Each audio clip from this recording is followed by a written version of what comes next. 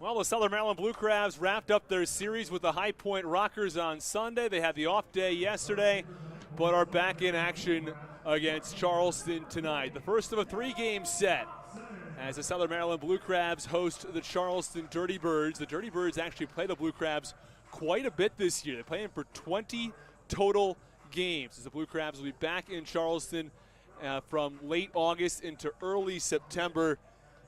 And the Charleston Dirty Birds are the lone team from that South Division the Blue Crabs partner with there and play a lot of games with. Well, the Southern Maryland Blue Crabs are taking on the Charleston Dirty Birds tonight. It's Daryl Thompson who will get the start for Southern Maryland. He comes in with a 10-2 record, a 3.76 earned run average. We'll run you through the defensive alignment for the Blue Crabs and the starting lineup for the Charleston Dirty Birds. Well, it's Anthony Seymour who will lead things off for Charleston. Nick Heath bats second. Edwin Espinal is a three-hitter. The cleanup hitter is Alfredo Gonzalez. Angel Beltre bats fifth. Diego Goris in the sixth spot. Yovan Gonzalez bats seventh. Miles Williams is the designated hitter, and Scott Kelly bats ninth. Now take you around the Blue Crabs diamond. It's Matt Hibbert in left, Jack Sundberg in center, and Braxton Lee in right. Some returning faces in the infield as Alex Crosby's at third, Michael Baca at shortstop, Mike Wolanski is at second base, Jared Walker at first, and the first returning face is Ryan Haug, who will be behind the plate tonight. He's doing the catching for Daryl Thompson. David Harris is also back in the lineup tonight in that cleanup spot, which gives the Blue Crabs lineup a lot more depth. But with Collier remaining out, Matt Hibbert is in the lineup. First pitch, a little bit inside in the count, 1 ball and no strikes on Anthony Seymour. Well, Matt Hibbert hitting the ball much better recently. Hits in 4 consecutive games, including 2 games in that last series. Pitch fouled back and the count, 1 ball and 1 strike. It's great when you see someone like Matt Hibbert who puts in a lot of work, seeing that pay off. 3 for 7 in the last series, 2 RBIs, 2 runs scored, including a double. Pitch, line drive foul, third base side. Gets toward the seats in the count, 1 ball and 2 strikes. A light wind from right to left. Out toward the third base side. Pitch to Seymour, fouled back behind home plate. Count remains 1 ball and 2 strikes.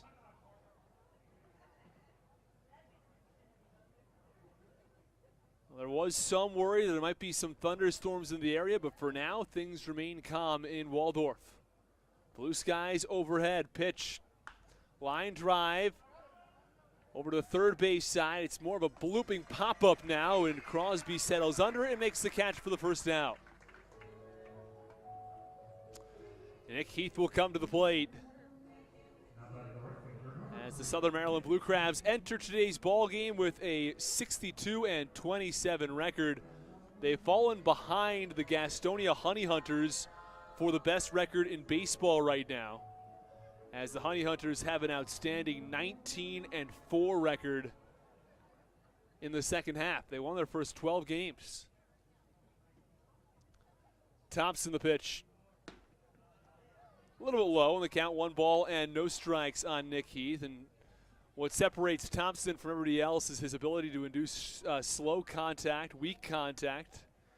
Pitch, line drive, foul, over toward the netting, and the count 1 ball and 1 strike. 1 away in the top of the first inning. Interesting pitching matchup tonight. The Dirty Birds starter, the former Blue Crab, Denson Hull, who will take the mound in the bottom of the first inning. Pitch. Swing and a miss, strike 2. Heath was ahead of it in the count now, 1 ball and 2 strikes on the lefty. Will be followed by Edwin Espinal. While the Blue Crabs are 62-27, the Dirty Birds have had a very tough time of things. 36-53. Pitch. A little bit upstairs. Ryan Haug thought it was strike 3, but the home plate umpire Jerry Burrish did not. Your umpiring crew today, Burrish behind the plate. Mike Mackey's at first and Rob Massaro at third base. Austin Rooney, happy to have you with us tonight. 2-2 pitch, swing and a miss, strike 3. Darrell Thompson earns his first strikeout after a pop-up to third. And there are 2 away in the top of the first inning. Well, here comes Edwin Espinal.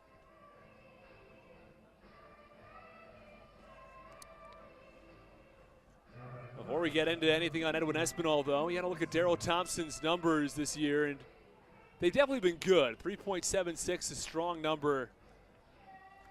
But in a year like this season, the Blue Crabs have just not had quite as many arms they can rely upon. Pitch, called strike, and the count, no balls and 1 strike. Last season, Darrell Thompson's numbers were outstanding. He finished the year with a 16-3 record and a 3.20 ERA.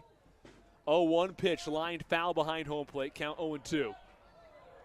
So when you add all that up and you see, okay, well, Thompson had a 3.20 ERA last season, and he was the ace of the staff, and now it's a 3.76. You might not think he's the ace. And when Mackenzie Mills was here, there's an argument you can make that he was the Blue Crabs' most consistent pitcher, but it still remains Darrell Thompson in that spot. 0-2 pitch upstairs, count 1-2.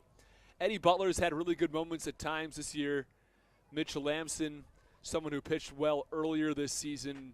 Alex Matthews had a number of good starts, but you look for the consistency, it's right back to Darrell Thompson. Pitch fouled off first base side, and the count 1-2. Something that separated the Blue Crabs from other teams in the league and former Blue Crabs teams was the consistency on the mound, especially at the beginning of the season when someone like Denson Hull had an ERA below 1. And then you look across the rest of this team, and you see guys like Mackenzie Mills, who are also filling out their rotation. 1-2 pitch upstairs, count 2-2. So when you have Mills and Hull, who's pitching really well at the beginning of the year, and then you pair them with guys like Darrell Thompson, Mitchell Lamson, and Eddie Butler, you've got a very complete 5-man rotation. But the way things are looking right now, 2-2 pitch, fouled very softly over to the on-deck circle, and the count 2 balls and 2 strikes. When 2 of those top arms are not with the team anymore, you sort of had to fill things in. And while some pitchers have really come through admirably, the rotation not quite what it was in the first half. That's why they're 14-9 here in the second half, as opposed to 48-18 in the first. 2-2 pitch, popped it up, foul behind home plate. Ryan Haug gives chase over toward the Charleston dugout, and it pops out of his glove. In his glove and out of his glove. It was a long run for Ryan Haug. Not going to get an error on that play, as it was a long run and a hard ball to get to, but a play that he probably wants back. And either way, the count 2 balls and 2 strikes it remains. So Edwin Espinal, the righty who plays third base with new life with the base paths empty and 2 outs in the top of the first inning. No score from the Reagan Waldorf. Thompson looking to work a 1-2-3 inning. Had a pop out to Seymour, a strikeout to Heath. Here's the 2-2. Low in the dirt, count 3-2. 3 balls, 2 strikes, 2 outs. The Charleston Dirty Birds renamed the Dirty Birds after they were the West Virginia Power as a minor league team and for the majority of their first year in the Atlantic League. Pitch fouled back yet again, and they count 3 balls and 2 strikes. They rebranded as the Charleston Dirty Birds officially at the end of last season and played as the Dirty Birds for the last month. And it's a good idea. I like the idea of you have the Canaries and, you know, they dive into the coal mine. And it's a good story is the 3-2 pitch. Called strike 3. Jerry Burrish rings up Edwin Espinal on a pitch on the outside corner. Espinal is not a fan. He has some words with Burrish either way. A 1-2-3 inning from Darrell Thompson, including a pair of strikeouts. Blue Crabs come to the bat when we come back.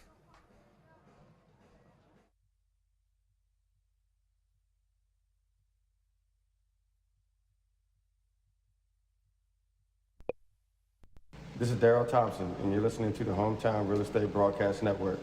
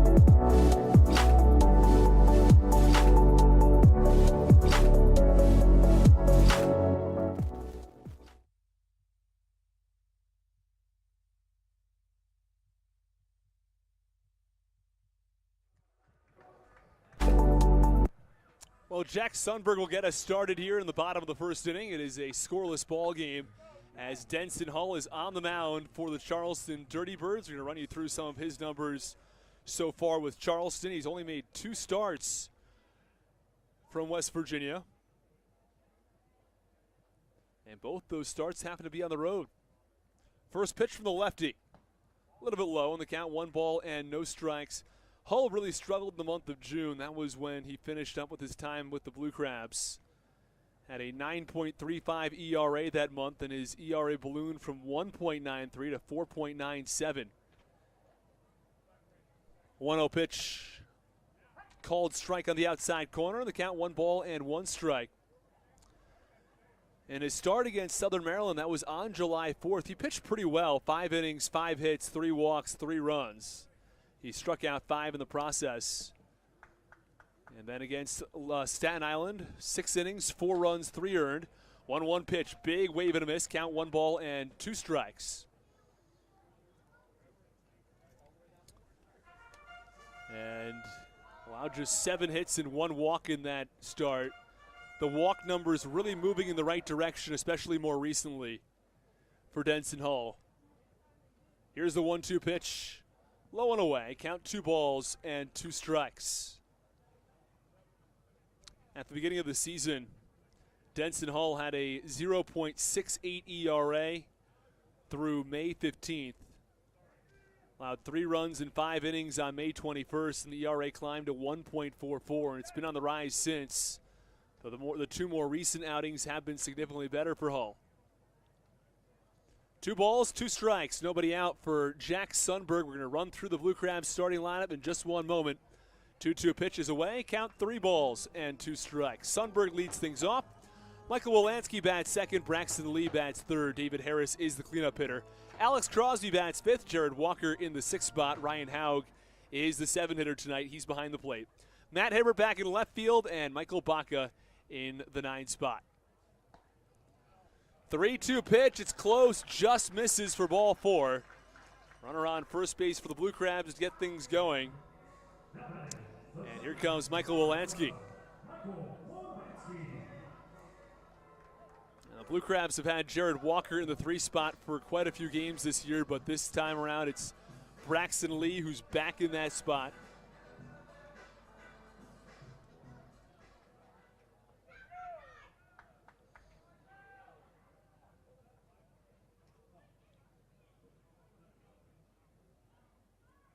First pitch upstairs, count 1 strikes.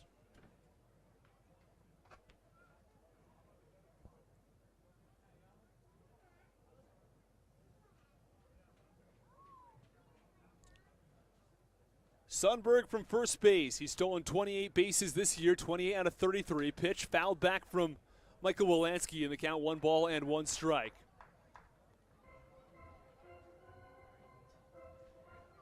A warm day in Southern Maryland. Temperatures at 88 degrees for start time. Humidity at just 52%. Hull tosses over to first. Count 1 strike. Again, there was a chance of thunderstorms earlier. That has passed us by. So he should be free for baseball for the rest of the night.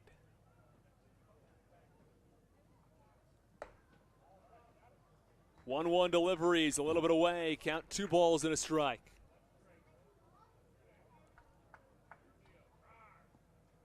Well, let's bring you around the diamond defensively for the Charleston Dirty Birds. Angel Beltre out in left field. Anthony Seymour in center. Nick Heath is in right. From third to first, Alfredo Gonzalez at third, Diego Goris at short, Scott Kelly at second base, and Edwin Espinal is at first. As Hull tosses back over to first base to check on Sundberg. It's Jovan Gonzalez who's doing the catching for Denson Hull.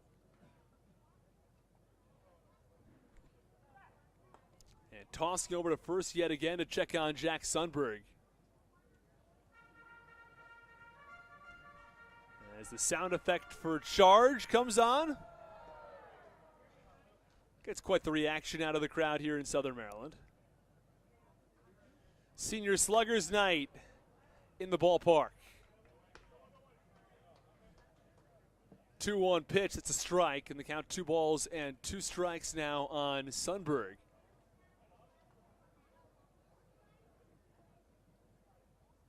Something happened, not exactly sure. The sunglasses fell off of the third baseman, Alfredo Gonzalez, so the shortstop, Diego Goris, picked him up and tossed him back over to him. Now everybody's got the glasses. Runner goes in the 3-2. Swinging on this, strike 3.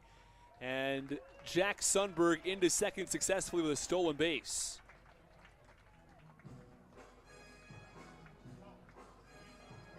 And here comes Braxton Lee. And David Harris, who's hitting .243 on the year, has 12 home runs. He's on deck. But first is Braxton Lee, who has had a couple of big nights each of the last 2 games. Pitch, called strike, count 0-1. Was 3 for 5, a 3-run home run, an RBI double, 4 RBIs in total. Also walked twice his last time out against Lancaster, or I beg your pardon, against High Point.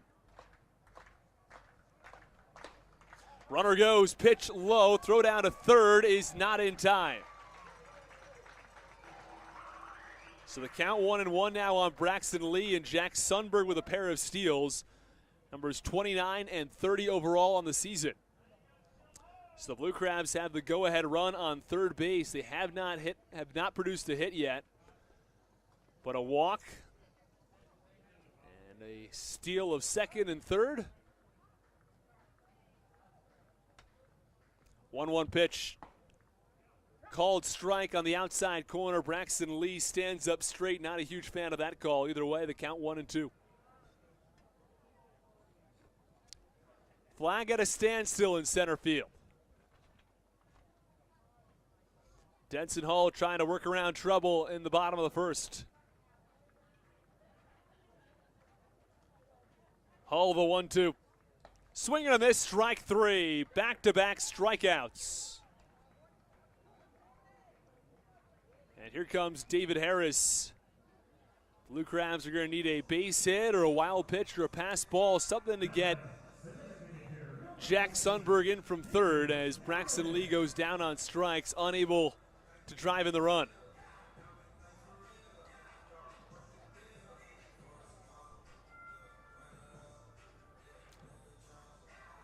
David Harris, the .988 OPS, one of the most feared hitters in this league. Doesn't hurt when your batting average is .343. First pitch from Hull. Called strike, and the count 0-1.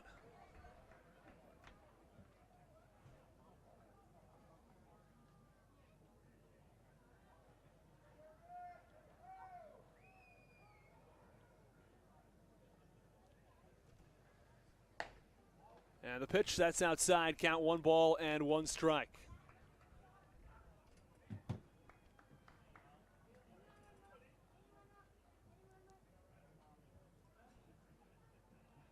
One ball, 1 strike, 2 outs. Bottom of the first inning. No score. 1-1 pitches upstairs. Count 2-1. After Harris, the Blue Crabs will have Alex Crosby in the inning if necessary. Crosby hit a 3-run home run in Sunday's win over the High Point Rockers as the Blue Crabs managed to salvage 1 out of 3 in that series. Pitch on the ground toward third, foul. Count 2 balls and 2 strikes.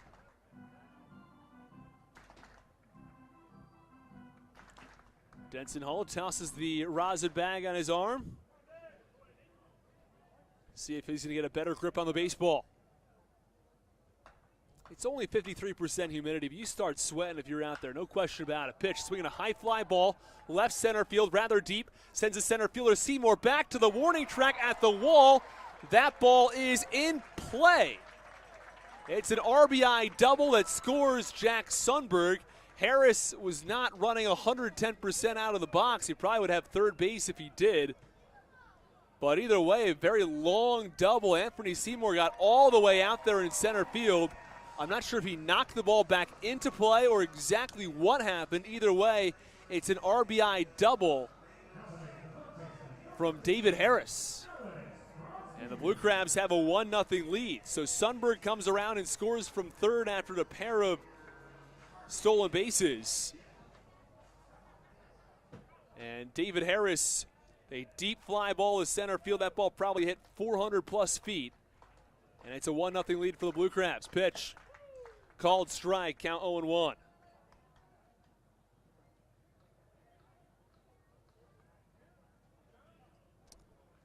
Crosby steps back in, a couple of partial swings. 0-1 pitch. Called strike, count 0-2.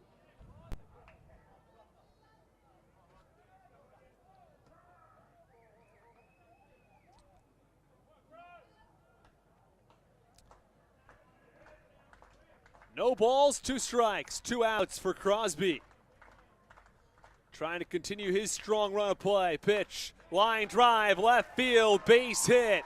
Harris waved around third. Beltre throws into the cutoff man at third base. Harris scores without a throw.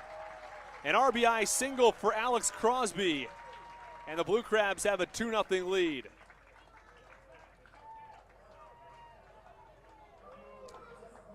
Well, Crosby doesn't try to do too much there. Just goes the other way with that ball through the hole on the left side. Between the shortstop, Diego Goris, and the third baseman, Alfredo Gonzalez. Angel Beltre fielded that ball on the ground, fired into the third baseman, Gonzalez, who did not field the ball cleanly. Would not have been a close play at first base, at home plate, I should say, anyway. But either way, it is an RBI single for Alex Crosby. The Blue Crabs have a 2-0 lead in the bottom of the first inning.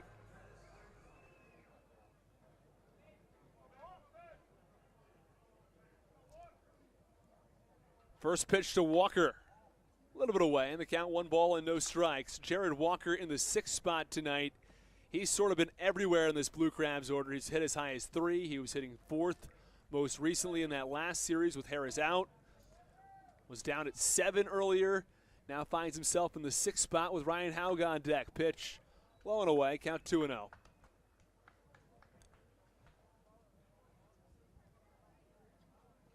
Alex Crosby on first base. Lights on here at the Reagan Waldorf as we approach 7 p.m.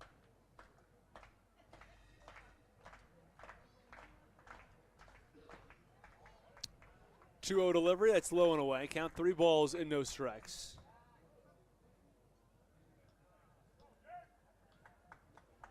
Three balls, no strikes, 2 outs. Hull set at the belt. Pitch upstairs, ball 4. Well, Hull has now issued 2 walks here in the first inning. Had a pair of strikeouts, but has since allowed the last 3 batters to reach, and 2 runs have scored. The Blue Crabs have runners on first and second now with 2 outs. Running back through the inning, Jack Sundberg walked to get things going. A strikeout to Wolanski, although Sundberg stole second base in that at-bat. Stole third base in the at-bat to Braxton Lee, but Lee went down on strikes.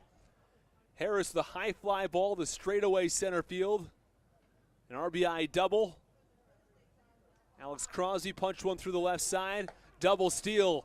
Throw down at third base, not quite in time as Alex Crosby steals third base, and meanwhile from second to third, it's Jared Walker.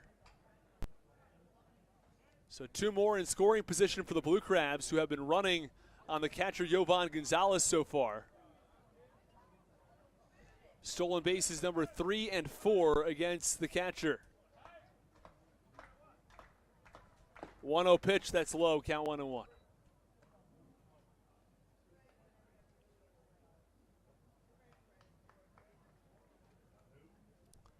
Threatening gray skies out in right field.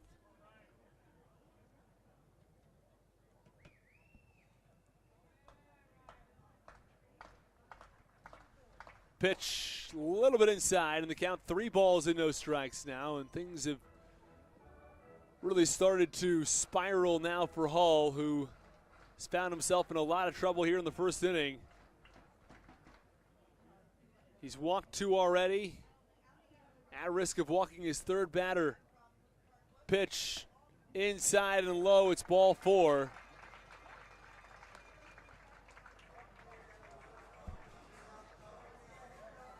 So it's the 3rd walk of the inning. The bases are loaded for the Blue Crabs. As Ryan Haug in his first at-bat back has walked, and Matt Hibbert comes to the plate. And there's a meeting at the mound. Joe Testa is going to have a conversation with Denson Hull, trying to get him under control. He's allowed 2 runs already in the first and will face his 8th batter of the inning, including back-to-back walks. Well, it looked like he might get himself out of the inning, surrendering just 1 walk and no runs, but David Harris, on a 2-strike count, drove a ball to the warning track in straightaway center. Seymour almost tracked it down, but couldn't quite come away with it, as it appeared that Harris thought he might have gone deep.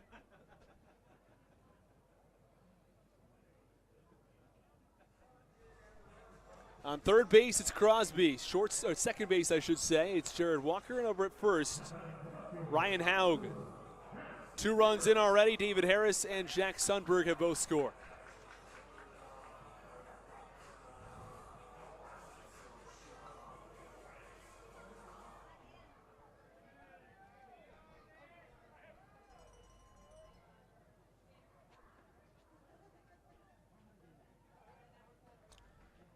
Hull, the first pitch to Hibbert. Low and in, throw down to first base, and they get Haug. A pickoff at first base. Haug had his foot blocked by Edwin Espinal, who applied a quick tag. The Blue Crabs strand runners on second and third with 2 outs, and Denson Hull catches a major break to end the bottom of the first inning. It's 2-0 Southern Maryland on the Hometown Real Estate Broadcast Network.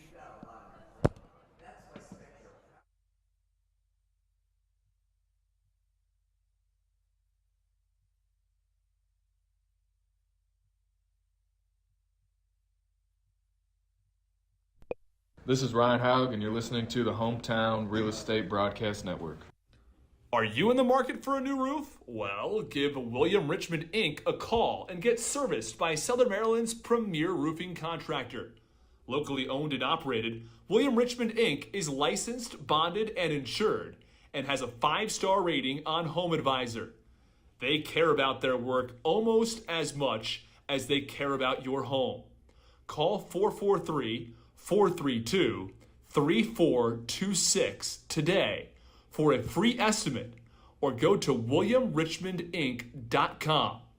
Don't forget to mention the Blue Crabs and save 10% on any service.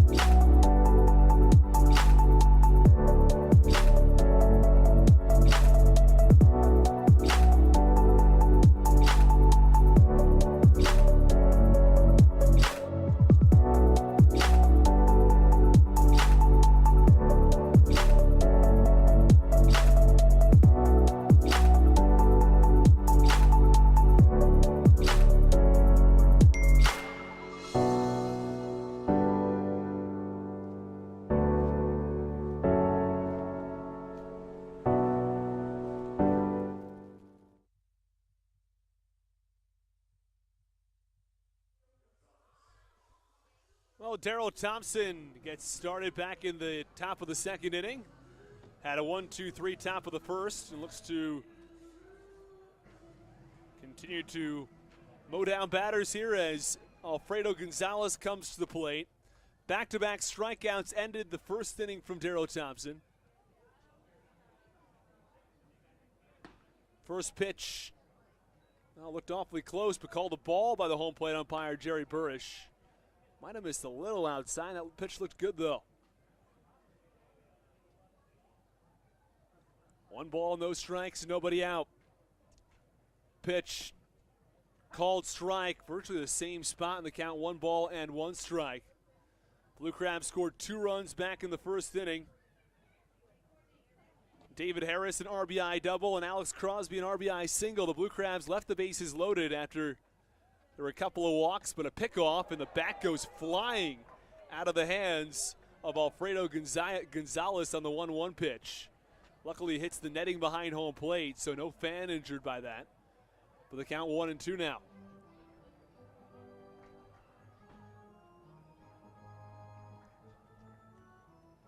Gonzalez restraps the batting gloves.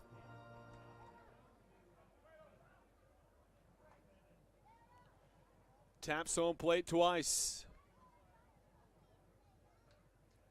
Pitch on the ground toward third base, fielding the backhand by Baca. Long throw. It is, well, it was in time, but it fell out of Jared Walker's glove, and he's going to be safe at first base. It's a base hit for Alfredo Gonzalez, the first hit of the day for the Dirty Birds.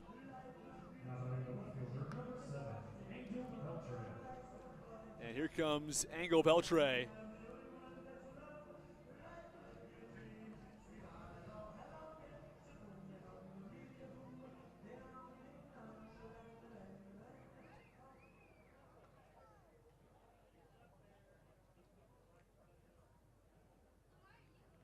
Angel Beltre has one of the better-known walk-up songs, but he bunts one and pops it up in the air. Thompson gets under it, makes the catch. There is one away. Angel Beltre has a strong social media following, and he has a channel called El Picante. Spelled a K, not a C, though. In Spanish, it's spelled with a C. Picante means spicy, so he's the spicy. And he's got some good content there. Shows some fun things on the Instagram. He's got a walk-up song, too, that just goes, El Picante, Picante, Picante. It's a good song.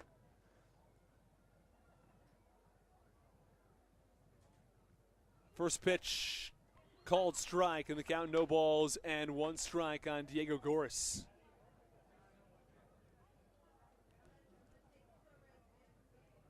Runner on first base, 1 out.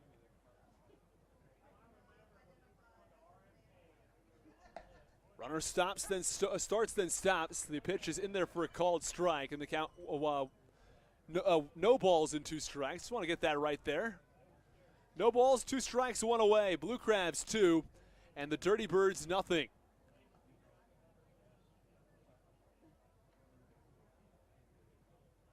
Thompson the pitch. Popped it up in the air towards center field. Sundberg takes a step back, now a step in, and makes the catch. There are 2 away. And here comes Yovan Gonzalez. Alfredo Gonzalez and Yovan, both of them in the lineup. Alfredo plays third base. Yovan is the catcher.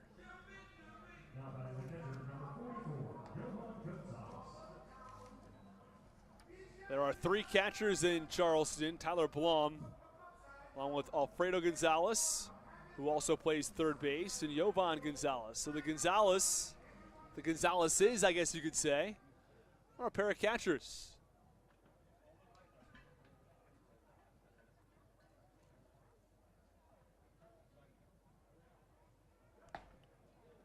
Well, first pitch is a called strike at the knees on Yovan Gonzalez.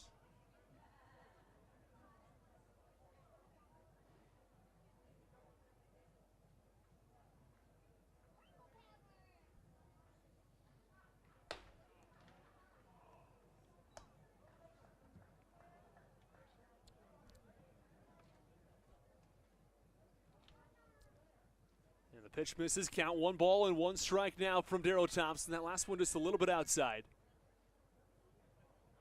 Runner goes, swing and a miss, throw down to second base is in time. Terrific throw from Ryan Haug, and now Michael Wolanski might be having some trouble getting up here, and Alfredo Gonzalez treating Wolanski quite well, making sure he's just all right. After he was thrown out, he was calling everybody back out to make sure that Wolanski was going to be okay. and he was just fine.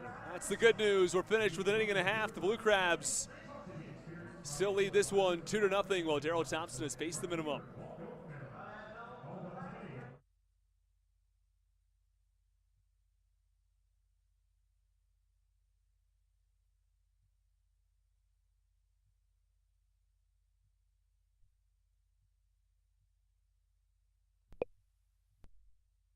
This is Michael Baca, and you're listening to the Hometown Real Estate Broadcast Network.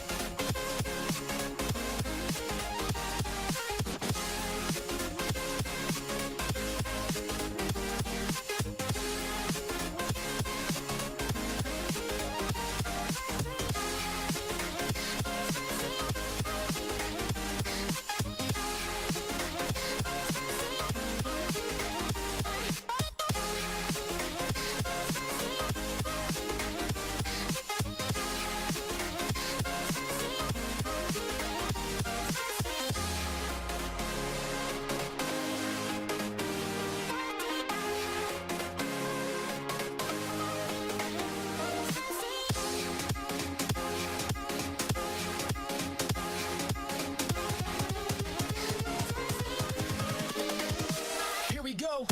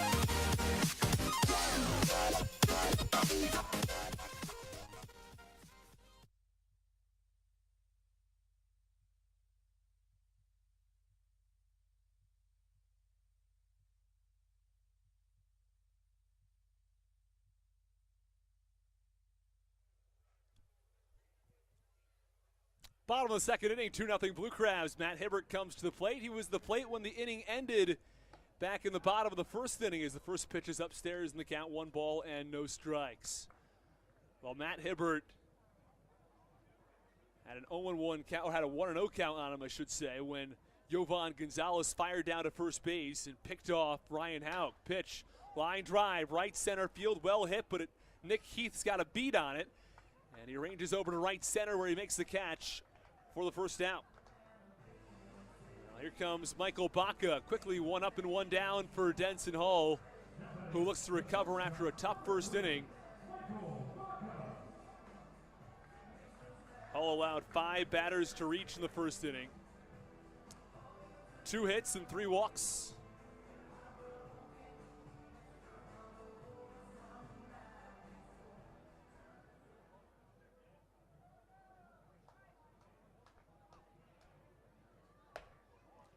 First pitch is away, count 1 ball and no strikes.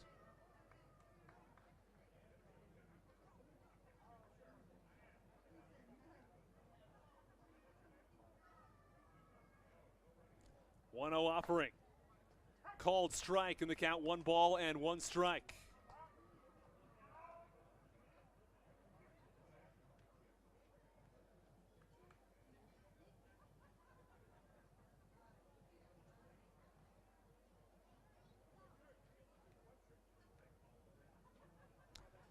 Pitch, line drive, center field, shallow. Seymour's got a long run, and it's going to bounce in front of him.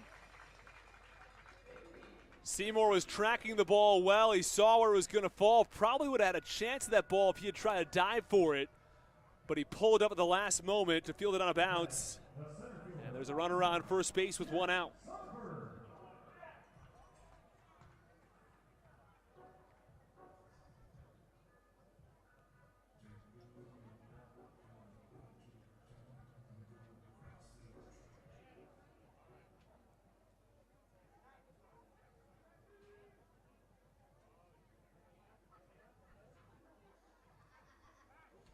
Tossing the first, close play as Baca had a large secondary lead, but back in safely, Michael Baca.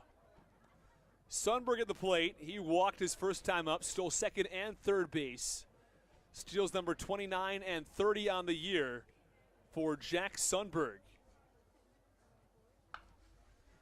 Pitch, tap foul, third base side, and the count, no balls and one strike. On the year, stolen bases. The leader in the Atlantic League is Reese Hampton. Jack Reinheimer in second, and he has 36 stolen bases, but Jack Sundberg is in third place with 30.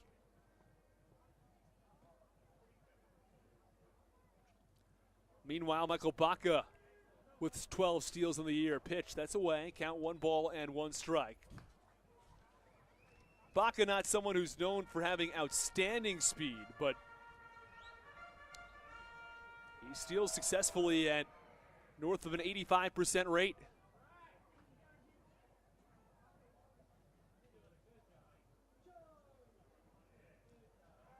Tossing over yet again to check on Baca. One ball, one strike, one out. There's no question that Denson Hull has been preoccupied with the runners on base.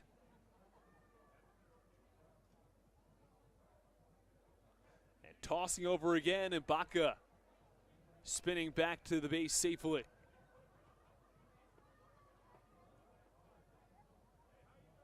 And Denson Hull worked out of the stretch the entire time in the first inning. And after recording the first out yet again here, as the 1-1 pitch is away, count 2-1. He was working between going out of the stretch and the windup with his time with the Blue Crabs. He tried to do some work out of the windup, but then ended up reverting to the stretch.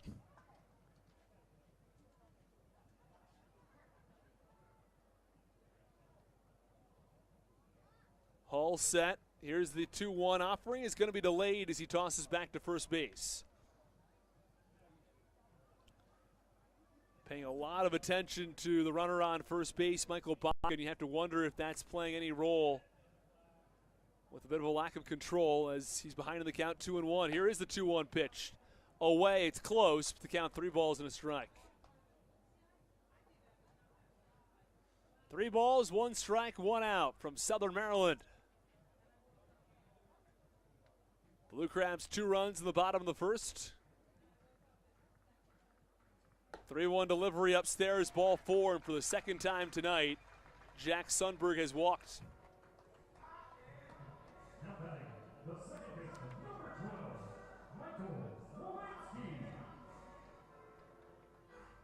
And Michael Wolanski will come to the plate.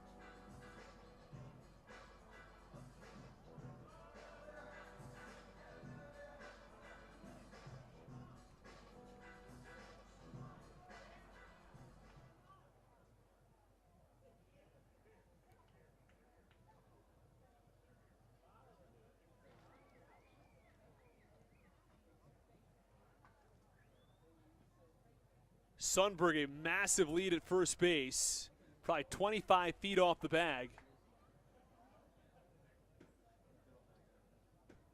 Baca closer to the bag at second.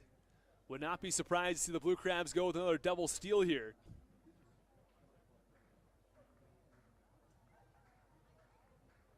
Pitch a little bit inside. And over at first base, Edwin Espinal does not appear all that interested in holding Jack Sundberg on. The first pitch inside on Wolanski. Runners on first and second, 1 out.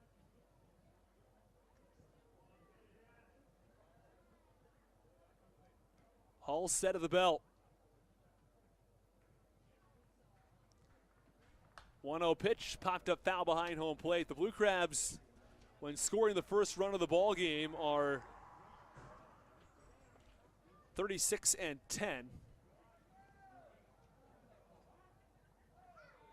Of course, very good numbers when they outscore the opposition, but also strong numbers when they do not. They are a team that is significantly over 500, 13 games over 500 to be exact, when they allow the first run. A stat that stands out even more. Pitch, line drive, hard hit, terrific catch at third base by Gonzalez. Everybody scampers back to the bag. That ball was hit on the nose. A terrific diving play over toward third base by Alfredo Gonzalez. It saves a run, maybe two, and there are two away in the bottom of the second.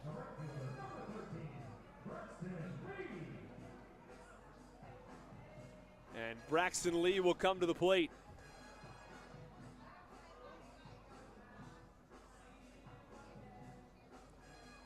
Lee restraps the batting gloves and digs in. He is 0 for 1 today. He struck out his first time up.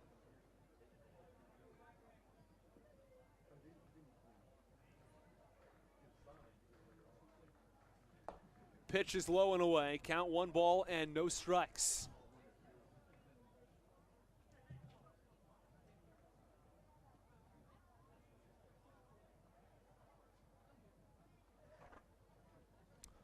Lefty-lefty, Hull with Braxton Lee. Pitch, swinging a high pop-up left field. It's Angel Beltre, who ranges over toward the line and makes the catch for the final out. Well, that ends the second inning. The Blue Crabs strand 2 at the end of 2. It's 2-0 Southern Maryland on the Hometown Real Estate Broadcast Network.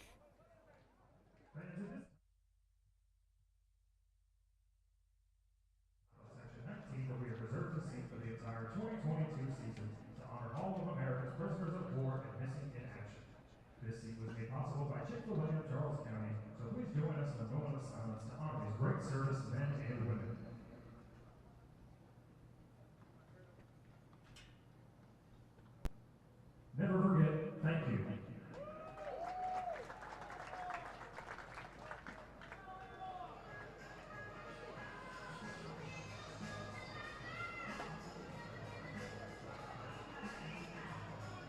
LA Fitness is the official gym for 2022 Southern Maryland Blue Crabs. LA Fitness, welcome to your club.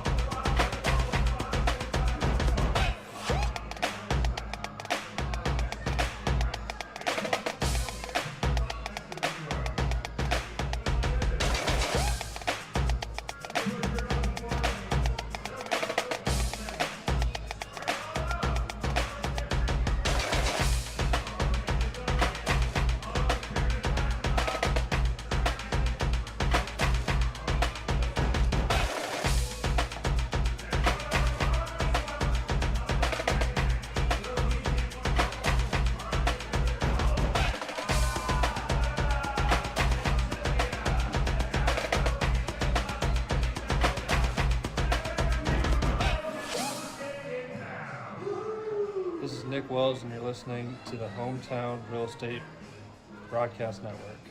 This is Ryan Haug, and you're listening to the Hometown Real Estate Broadcast Network.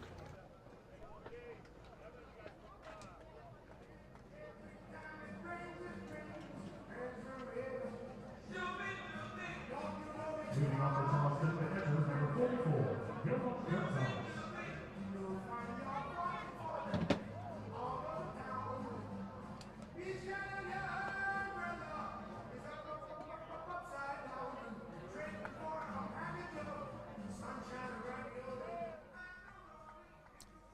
Top of the third inning, Blue Crabs 3, Dirty Birds nothing. 7, 8, and 9 come to the plate for Charleston. First pitch swinging from Jovan Gonzalez. Hit high in the air to center field. Sends Sundberg back. He's in front of the warning track where he makes the catch chest high. And there is one away. Well hit line drive off the bat of Jovan Gonzalez. As Miles Williams comes to the plate. The Southern Maryland Blue Crabs scored 2 runs in the first inning. They had 5 base runners, stranded the bases loaded. In the second inning, they had 2 runners on base. Hard line out from Michael Wolanski. And a fly out from Braxton Lee. First pitch called strike on Miles Williams. That's the belt, and the count, no balls and 1 strike. He's your ice cream K-man of the day. Pitch, swing and a miss, breaking ball a little bit out of the zone, and the count 0-2. If he strikes out, and the fans who cheer ice cream the loudest will get a coupon to Landon's Ices and Creams. 0-2 pitch, fouled back, and he lost the bat. Second time today a Dirty Birds player has lost the bat. Back in the first inning was Edwin Espinal, who lost control of the bat. This time around, Miles Williams, who steps back in from the right side. The DH in tonight's ball game. 0-2 pitch. Called, strike, 3. Jerry Burish rings him up on a pitch on the inside corner. They're 2 away.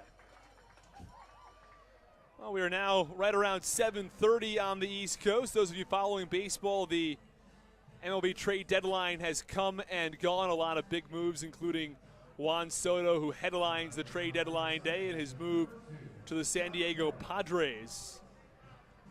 3 top 10 picks coming back the Washington Nationals' direction.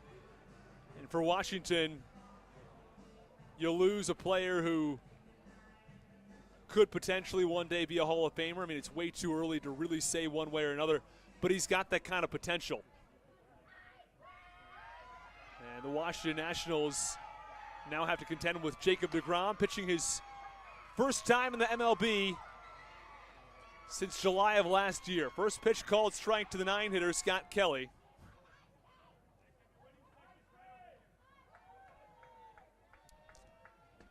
A pair of strikeouts and a ground out from deGrom in the first, as the 0-1 pitch in there for a called strike, count 0-2. No balls, 2 strikes, 2 outs. 2-0 Blue Crabs in the top of the third inning with the base paths empty for the 9-hitter Scott Kelly. Here's the 0-2.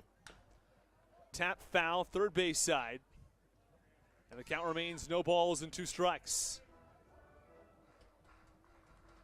Glad to have you with us on the Hometown Real Estate Broadcast Network from Waldorf, Maryland.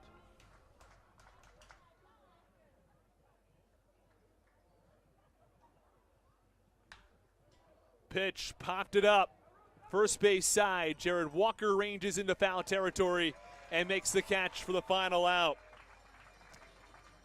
Another 1-2-3 inning for Daryl Thompson. He's allowed a hit, but he's faced the minimum against Charleston across the first 3 innings. It's 2-0 as we go to the bottom of the third.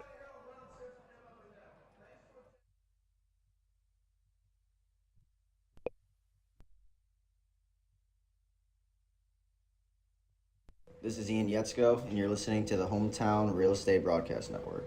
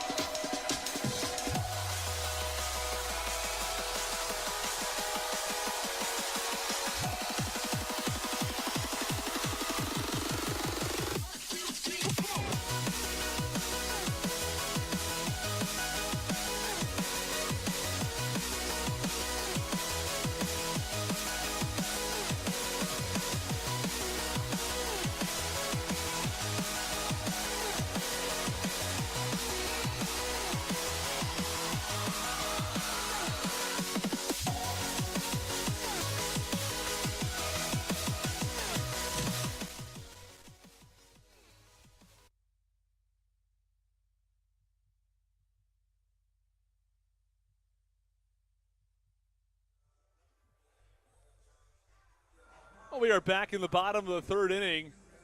David Harris gets us started. 4-5 and 6-2 up for the Blue Crabs is a 2-0 lead.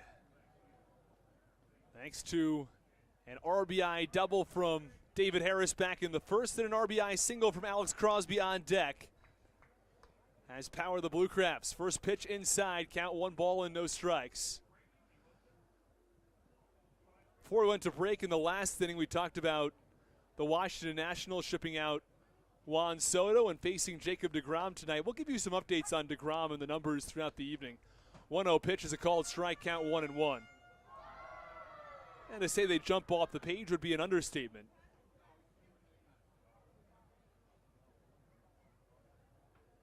One offering. That's low. Count 2 balls and 1 strike.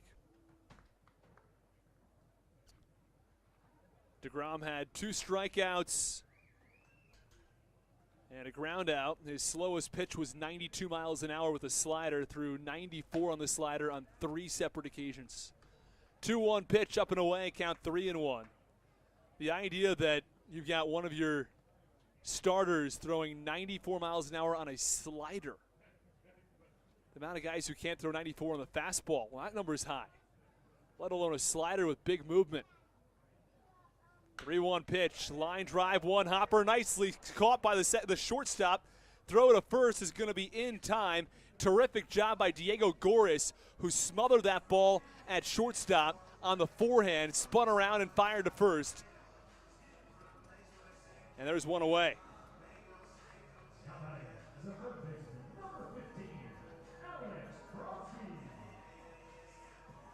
Well, Alex Crosby comes to the plate.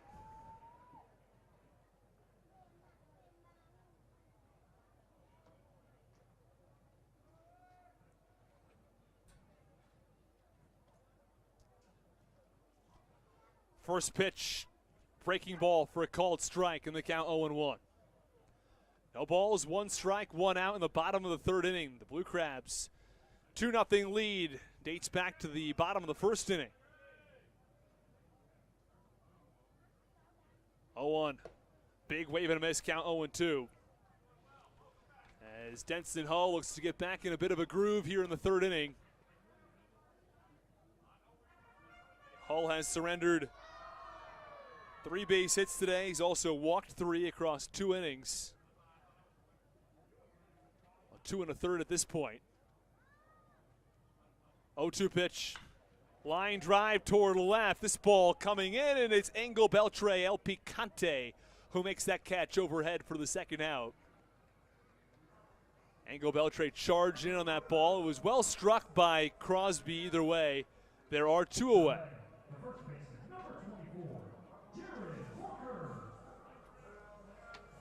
Jared Walker at the plate. He'll be followed by Ryan Haug if necessary with 2 outs in the bottom of the third as Denson Hull started to pitch with some pace here. And Hull does not work out of the windup when there's nobody on base either. He's purely out of the stretch. He tried to work with some windup, threw off his timing a little bit, went back to the stretch, just trying to make sure everything's set and ready to go. Pitch low and away, count 1 ball and no strikes.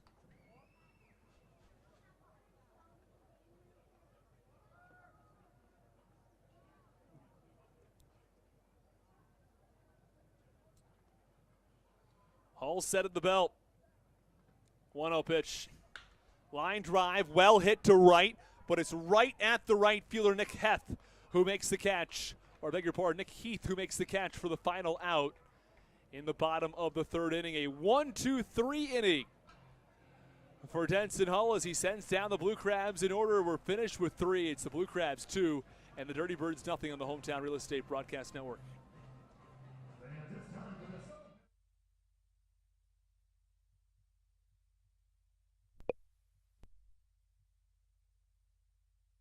This is Alex Crosby, and you're listening to the Hometown Real Estate Broadcast Network.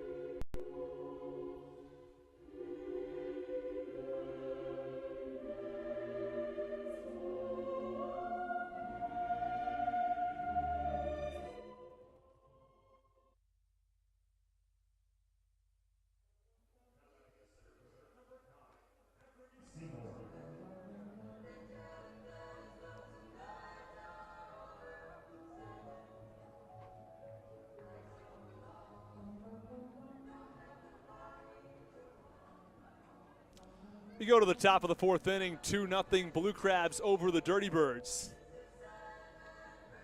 As Anthony Seymour, the leadoff hitter for the Dirty Birds, gets things started in the top of the fourth.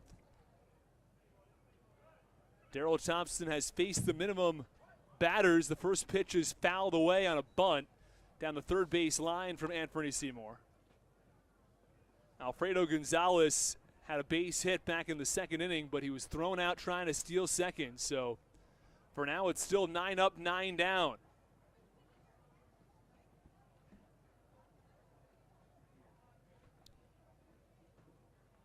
Oh, 1 pitch, ground ball, first base line. It's a base hit and extra bases potentially. Seymour rounds first. He jogs into second with a stand-up double. Strong throw from Lee, but not quite in time to get the speedy Seymour. And so the leadoff man is on second base for the Dirty Birds.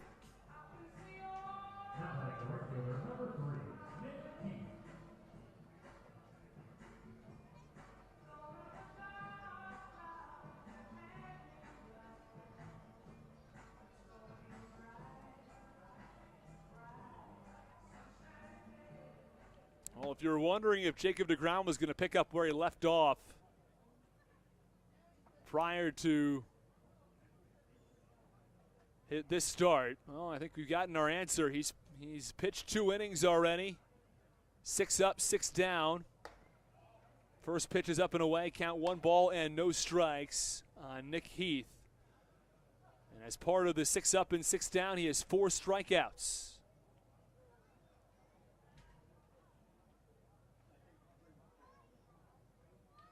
One ball and no strikes on Nick Heath, who bats second. Squares around a bunt, bunts down the first base line. Thompson picks it up, fields, fires to first. It's his only play. Meanwhile, Anthony Seymour advances to third base. And here comes Edwin Espinal.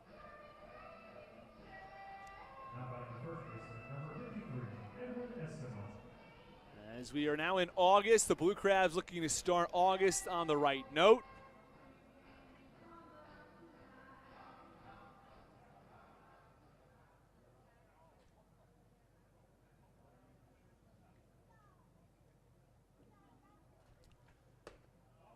Pitch a little bit upstairs in the count, 1 ball and no strikes.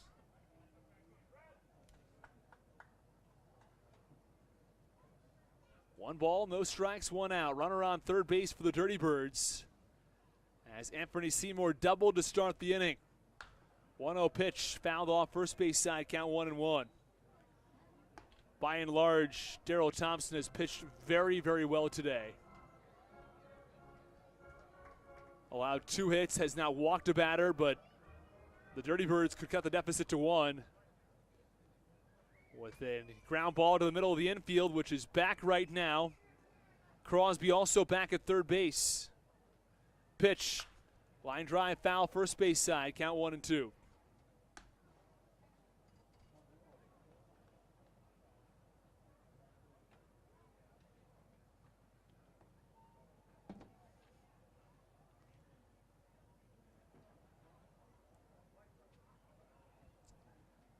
Espinal at the plate, Seymour from third.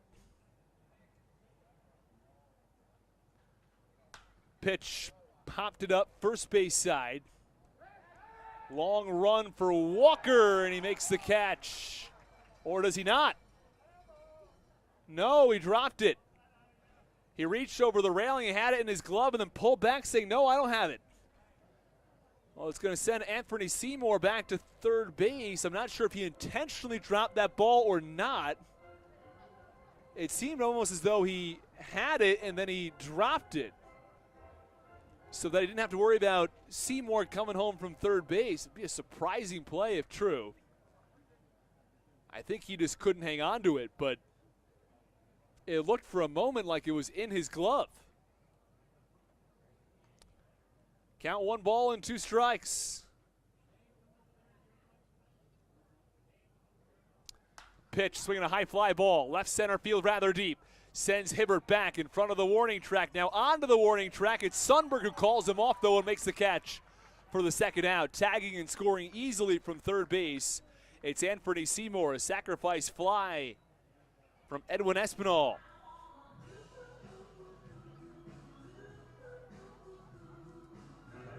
So a sacrifice bunt and a sacrifice fly. And it's a 2-1 ball game in the top of the fourth. There's a major difference between cashing in on your opportunities and not. And the Blue Crabs so far tonight have stranded the bases loaded back in the first. They stranded runners on first and second in the second. The Dirty Birds have not stranded a runner yet. A double produces a run using some small ball. First pitch swinging, hard line drive, right back toward Jack Sundberg, who backpedals and makes the catch overhead for the final out.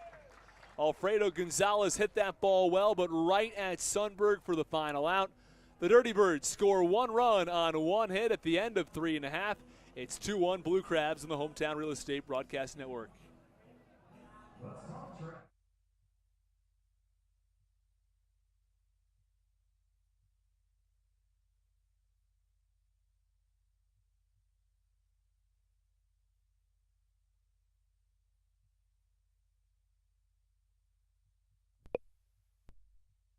This is Braxton Lee, and you're listening to the Hometown Real Estate Broadcast Network.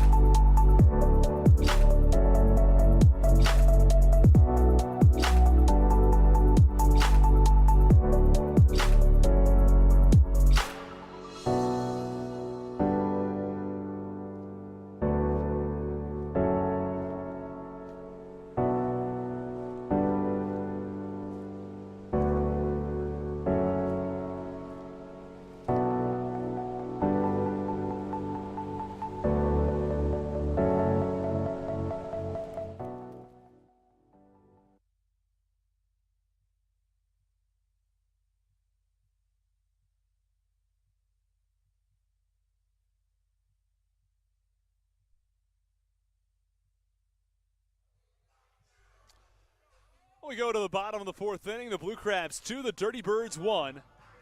Denson Hull retired the Blue Crabs in order back in the bottom of the third, I should say. But a trio of loud outs as he faces the bottom of the Blue Crabs order. First pitch is low. Count 1 ball and no strikes on Ryan Haug. Haug, Hibbert, and Baca due up in the inning. 7, 8, and 9 for the Blue Crabs.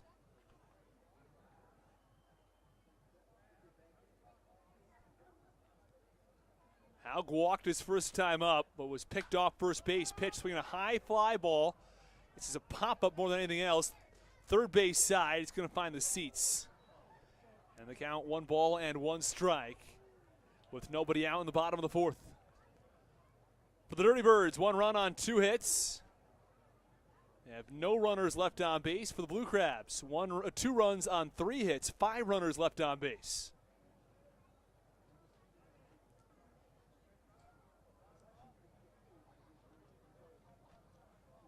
Driving in runs this year has come and gone at times for the Blue Crabs. Pitch inside on Haug, and the count 2-1. Haug at the plate, Hibbert on deck, Baca to follow. Baca had a single up the middle. That came back in the second inning. Hibbert had a hard fly out to right field. It's well struck to right center.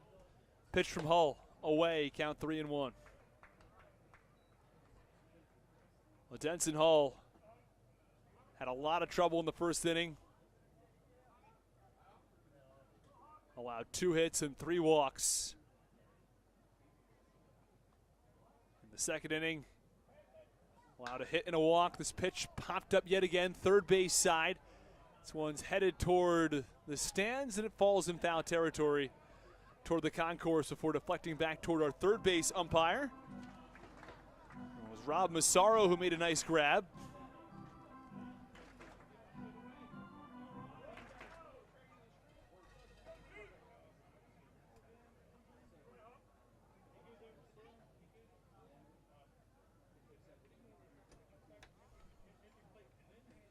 Three balls, 2 strikes on Haug.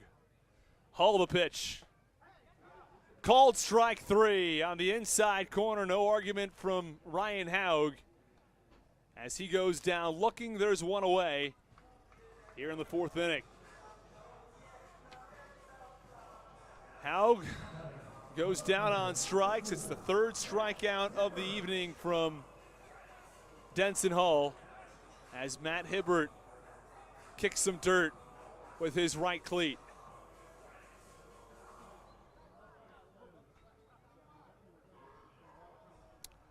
Seven in a row retired by Denson Hull.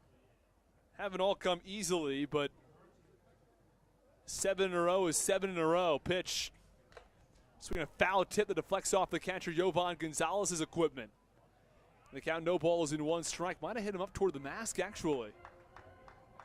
Either way, he seems to have shaken it off quite quickly. Either way, count no balls in 1 strike with 1 away in the bottom of the 4th. Blue Crabs 2-1 lead dates back to the first inning when the Blue Crabs scored 2 runs. The Dirty Birds got 1 back in the top of the 4th on a double, a sacrifice bunt, and a sac fly. Pitch inside, count 1-1.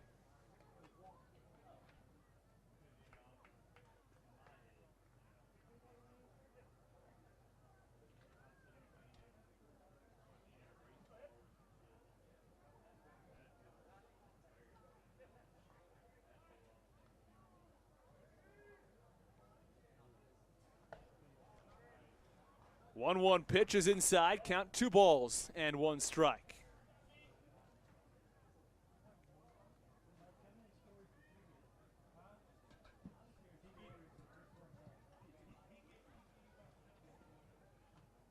Well, it's a terrific day for baseball. As the temperatures are falling, the humidity not too high. 2-1 pitch, ground ball foul, third base side, count 2-2. Blue Crabs had the off day on Sunday, and that likely means that the bullpen will be available. We might see Andres Briseño get the night off after going 2 2/3 innings across Saturday and Sunday. Inning on Saturday and inning and 2/3 on Sunday. He looked about as strong as he's looked all year after missing 10 days with an injury.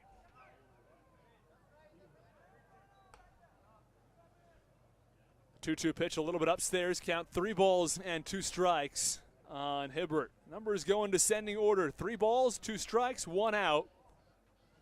Nobody on base.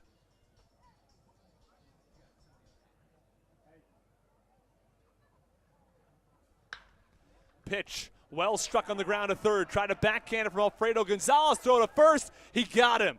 Oh, what a play. Alfredo Gonzalez didn't field it cleanly on the backhand. He then picked it up off the ground and fired to first base in time to beat Hibbert by a half a step, and Matt Hibbert runs well.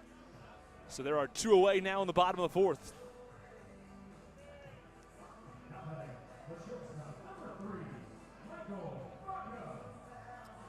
And Michael Baca will come to the plate.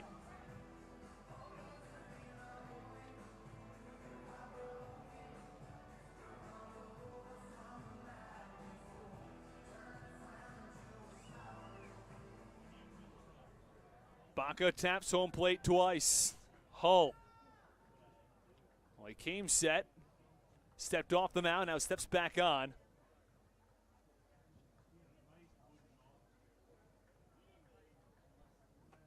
After a 1-2-3 inning in the third, first 2 outs retired here in the fourth. Pitch to Baca, foul back in the count.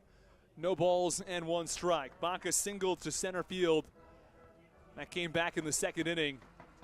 Blue Crabs had 2 base runners then. A single and a walk.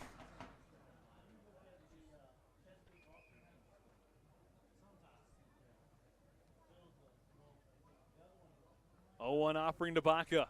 Line drive toward right field. Long run for Nick Heath, who gets under it and makes the catch for the final out. Well, Denson Hull strikes out Ryan Haug, induces a hard ground out from Matt Hibbert, and gets Michael Baca to line out softly to right to end the bottom of the fourth inning. It's the Blue Crabs 2, it's the Dirty Birds 1 on the Hometown Real Estate Broadcast Network.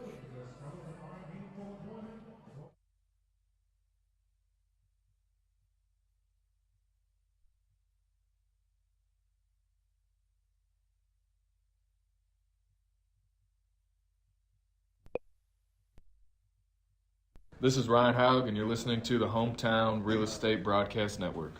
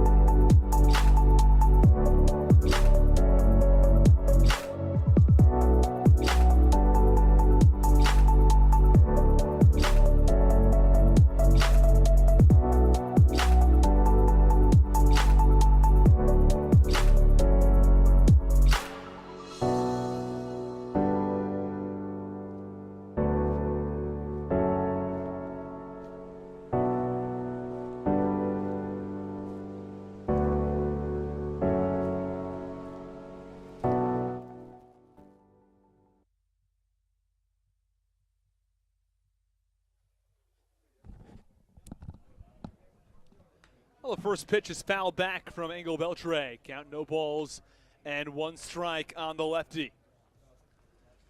Beltre to be followed by Diego Goris and Jovan Gonzalez, 5, 6, and 7 in the lineup for the Dirty Birds, as Southern Maryland still leads this one by 1 in the top of the 5th. Pitch, swing and a miss. Count no balls and 2 strikes. Well, for the Dirty Birds, 1 run on 2 hits. For the Blue Crabs, 2 runs on 3 hits.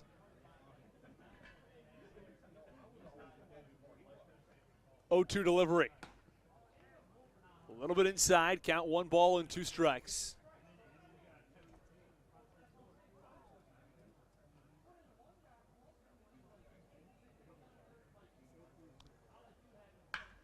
Pitch, line drive, right center field, a base hit for Engel Beltre. Sundberg fields and fires into the second baseman, Michael Wolanski. Leadoff man on for the Dirty Birds in the 5th inning as Engel Beltre, El Picante on first base. And Diego Goris will come to the plate. Goris followed by Jovan Gonzalez. Would not be stunned to see someone like Engel Beltre take off for second base and try to buy a run. First pitch is fouled back in the count, no balls and 1 strike.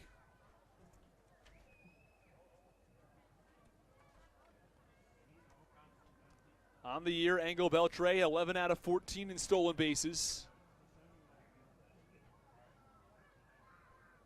with nobody out.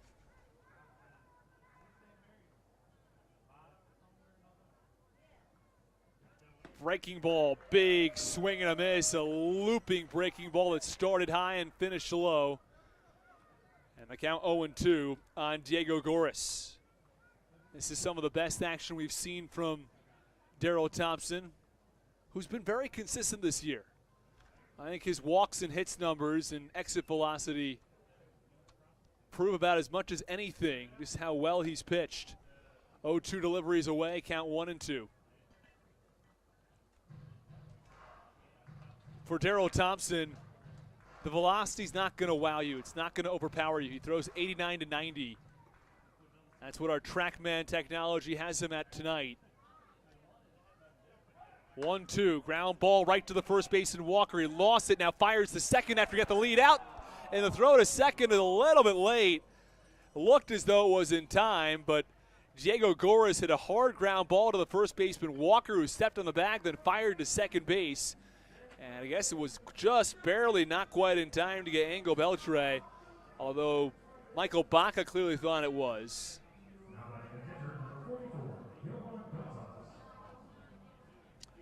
Well, here comes Yovan Gonzalez. One on and one out.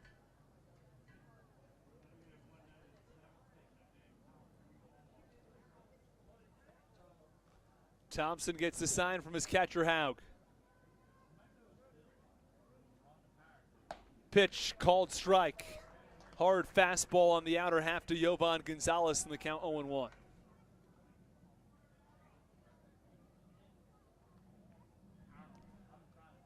No balls, one strike, one away.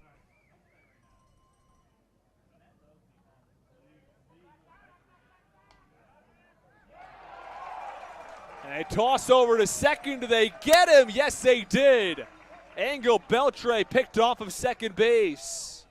Well, the Dirty Birds have only had 3 base runners. 2 of the 3 have been picked off as Darrell Thompson tossed down to second to check on Beltre.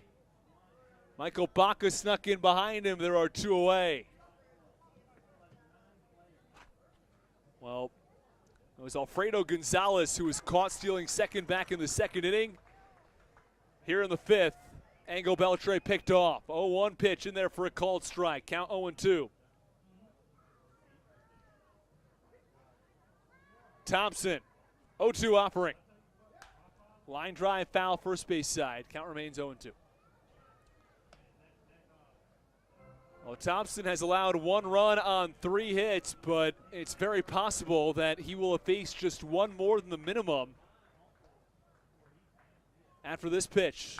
This one on the ground towards shortstop. Baca fields on the forehand. He fires to first, and that ends the inning. Another non-traditional way to get a 1-2-3 inning. As the side retired in the top of the 5th, we're halfway done at the Reagan Waldorf. It's 2-1 Blue Crabs.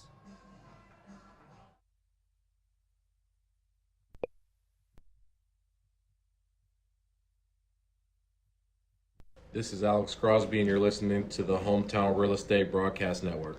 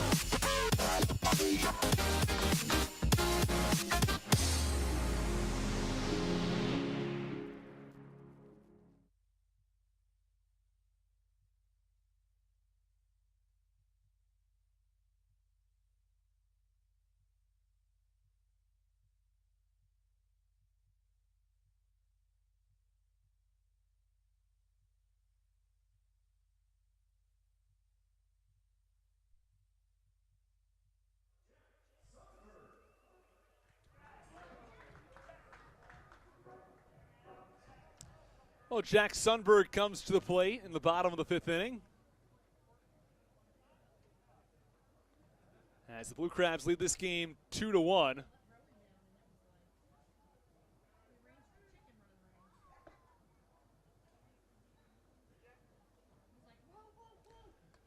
First pitch is low, and the count 1 ball and no strikes to Jack Sundberg. Sundberg followed by Wolanski and Lee, 1, 2, and 3 to get things going in the bottom of the 5th. Denson Hull has settled down more recently as the 1-0 pitch is low and away, and the count 2-0.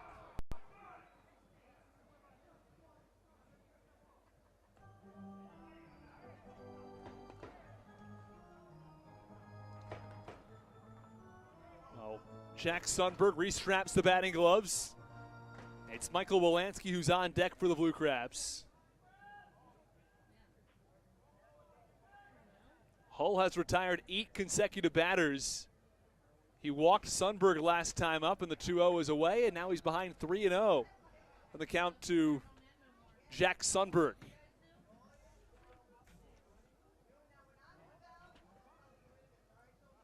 There were quite a few loud outs across the 8 consecutive, but that streak now in serious jeopardy is behind 3-0. 3-0 pitch a little inside. It's ball 4.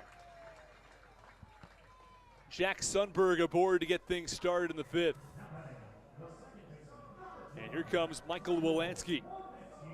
Wolanski takes some practice swings and digs in from the right side. Meanwhile, Braxton Lee in the on-deck circle.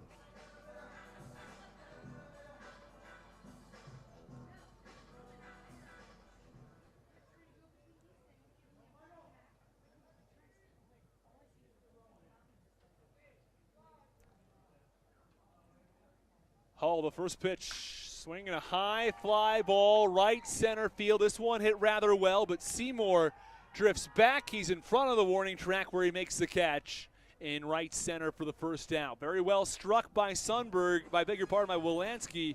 This is a theme now, a very hard hit ball to third. His last time up, that was snagged by Gonzalez. This time a long fly out to right center, and there's one away. Here comes Braxton Lee. Through 4 1/3 innings, the Blue Crabs have managed just 3 hits off of Denson Hull. The walks, though, have come. Blue Crabs have been walked 5 times. As the pitch will have to wait as Denson Hull tosses over to first base. Well, Hull has not had to deal with the runners on base quite as much recently. Pitch, swinging a high fly ball. This one hit well to left center field. Back to the warning track at the wall. That ball is gone. A 2-run home run from Braxton Lee. When he hits third, he hits bombs. That's his 2nd home run. And both them come in the 3 spot in the lineup. He goes deep to left center. The Blue Crabs have a 4-1 lead. Braxton Lee hits his 2nd home run of the season. It's his 2nd home run in just 4 games. He hit none in the first 85 games of the year, but he goes deep over the mini monster, and it is a 4-1 Blue Crabs lead.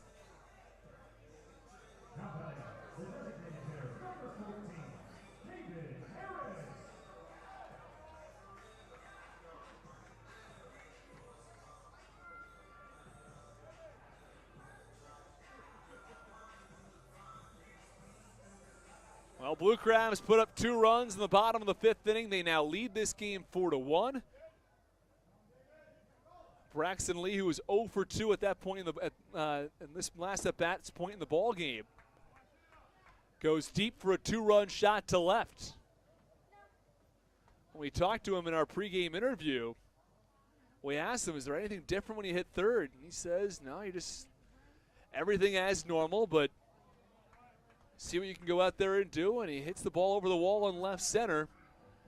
As the 1-0 pitch is low, count 2 balls and no strikes. All the hard hit balls come back to haunt Hull here in the 5th.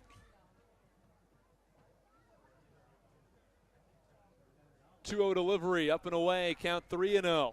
And now there is some action in the Dirty Birds bullpen. With 1 out in the bottom of the 5th inning. Hull has surrendered 4 runs on 4 hits and 5 walks. Pitch called strike, count 3-1. That one just barely on the inside corner.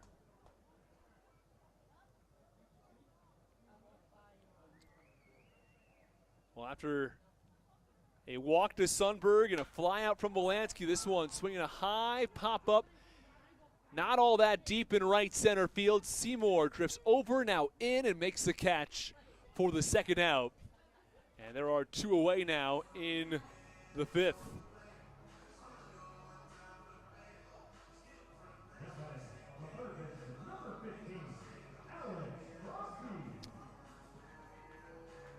Here comes Alex Crosby, who had an RBI single to his name back in the 1st inning. Drove in David Harris. Well, things were moving along quite swimmingly for Denson Hull there for quite some time.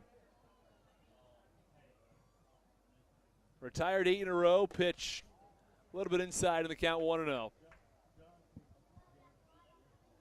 Only batter he hadn't retired is Jack Sundberg, who's now had 3 plate appearances and 3 walks.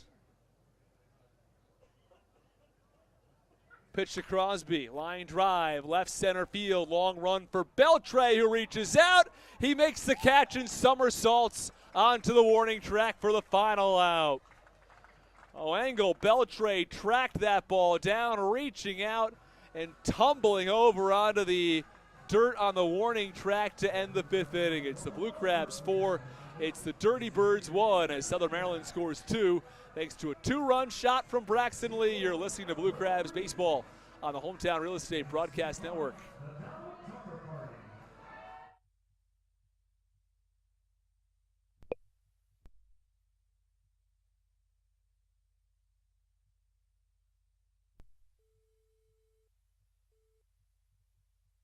This is Nick Wells, and you're listening to the Hometown Real Estate Broadcast Network.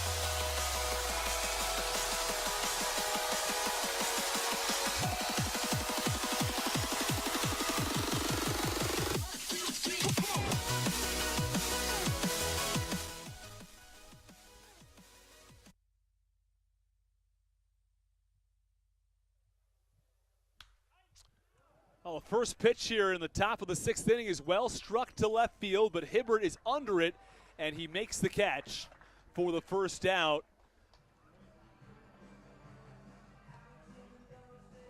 A long fly out from Miles Williams to get things started in the 6th inning on the first pitch of the inning. It's 4-1 Blue Crabs as Scott Kelly comes to the plate.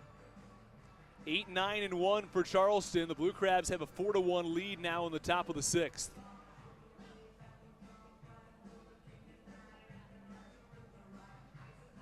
Well, Kelly digs in. He's 0 for 2 today. Well, Thompson's faced just one more than the minimum, thanks to a couple of caught stealings. One technically a pickoff move.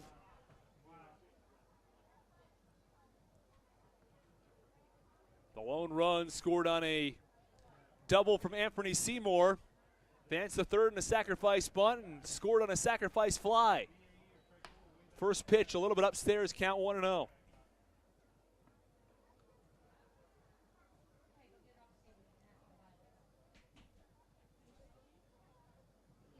1-0 delivery. Pitch is a called strike, count 1-1.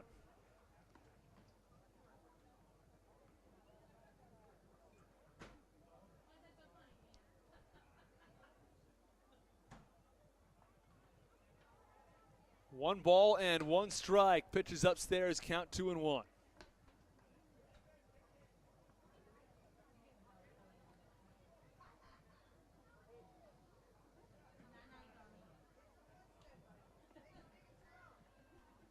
Two balls, one strike. Pitch, line drive, right field. It's Braxton Lee who shades over to the line and makes the catch for the second out. Scott Kelly goes down after there are a couple flyouts to get things started in the top of the 6th. Well, the Washington Nationals have actually gotten to Jacob deGrom. deGrom has gone 4 innings, but he's allowed 1 run. And the strikeout numbers there, the lack of the hits are still there. He has 6 strikeouts across 4 innings. He's thrown 51 pitches, but we got used to so many shutouts consecutively from Jacob deGrom. Tonight, have to wonder how many pitches he'll end up throwing, as the first pitch is a swinging strike, I should say, on Anthony Seymour. The count 0-1, but scoring a single run off of him, an accomplishment of sorts. Even if it's only 1 run on 3 hits. Meanwhile, the Washington Nationals lead the Mets 1-0 after trading away the vast majority of their talent. 0-1 pitch, another swing and a miss, and the count, no balls and 2 strikes from Seymour. Mets have managed a total of just 2 hits off of the Washington Nationals starter, Corey Abbott. 0-2 delivery. Tap foul on the ground, first base side, count 0-2. We'll run you around some Major League Baseball scores here in the top of the 6th. Brewers and Pirates are scoreless. The Nationals lead the Mets 1-0. Mariners over the Yankees 4-0 in the top of the 4th. The Guardians trail the Diamondbacks 3-2, also in the bottom of the 4th. Blue Jays on top of the Rays 1-0. That's in the middle of the 4th inning. The Phillies over the Braves 1-0. They're in the bottom of the 3rd. Tigers and Twins are scoreless in the 2nd. Pitch fouled off third base side. This one heads toward the seats. Count remains no balls and 2 strikes. The Cubs and Cardinals scoreless in the bottom of the 2nd. The Orioles and Rangers also no score. That's in the bottom of the 1st. Red Sox trail the Astros 1-0. The Red Sox, another one of those teams that sold recently, as the White Sox top the Royals 1-0. They're in the bottom of the 1st inning. Pitch, swing and a miss, strike 3.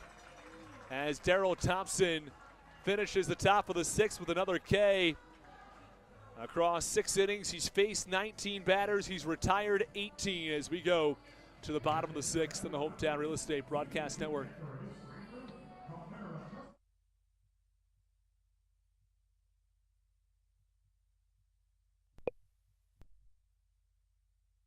This is Ian Yetzko, and you're listening to the Hometown Real Estate Broadcast Network.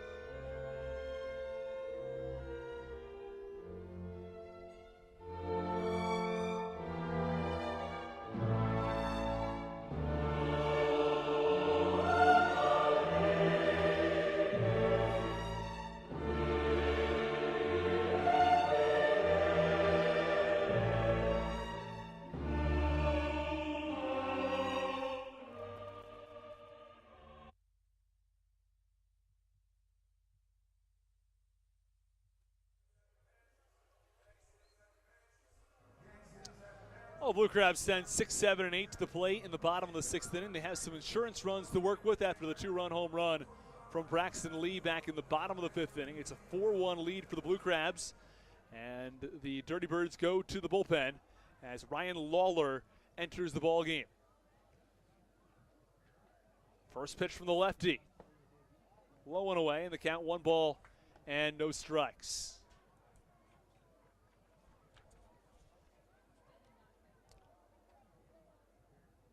Ryan Lawler 0-1 with a 9.35 ERA. Pitch fouled back. Count 1 ball and 1 strike across 8 2/3 innings. Lawler, or I beg your pardon, Lawler has a 6.17 ERA. A 5-2 record to go with it. Has started 9 games as well this year across 58 innings. A 6.17 ERA. 1-1 pitch, big wave and a miss, count 1-2. Walked 28 batters in 58 innings, allowed 59 hits in that time frame, so more than a hit an inning for Lawler, a little higher than you'd like. Either way, the count 1-2 now on Jared Walker. With Haug on deck, pitch up and in, count 2-2. Well, that does it for Denson Hall tonight. 5 innings, 4 runs, 4 hits. He walked 5 across 5 innings of work.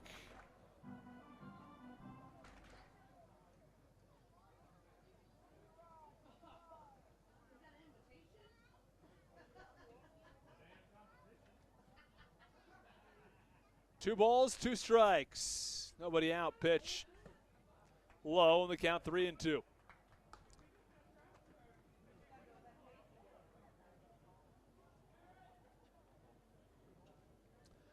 Count 3 balls and 2 strikes on the lefty, Jared Walker.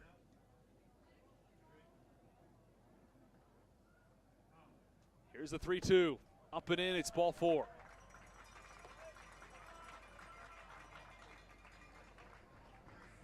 As Ryan Haug will come to the plate.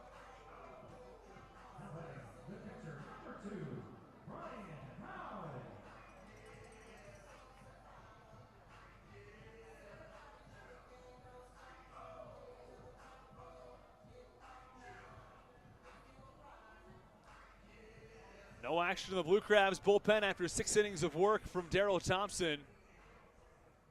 He's been consistent. He's kept the pitch count down. 4-1 lead for the Blue Crabs. Lawler set. First pitch up and away on Ryan Haug. Count 1-0. Big boost for the Blue Crabs to have Haug back in the lineup. I think the Blue Crabs were working with Mike Falsetti for quite a while. And the plan was never really to have Falsetti be that everyday catcher. And we saw some glimpses of what Falsetti can do on the defensive side of the ball. But pitch, swinging a high pop-up first base side. It's the first baseman, Edwin Espinal, who gets under it. About 15 feet in foul territory on the first base side and makes the catch for the first out. Back to that last point, though, on Falsetti. He's a guy that the Blue Crabs never wanted to be an everyday catcher. They thought he could fill in on occasion and give DeLuca some days off, give Haug some days off every once in a while. But he was there to be the Blue Crabs' third catcher and make sure they had some consistency down in the bullpen. But he ends up becoming the Blue Crabs' primary catcher once Haug and DeLuca went down. And Mike Falsetti has a batting average below 100.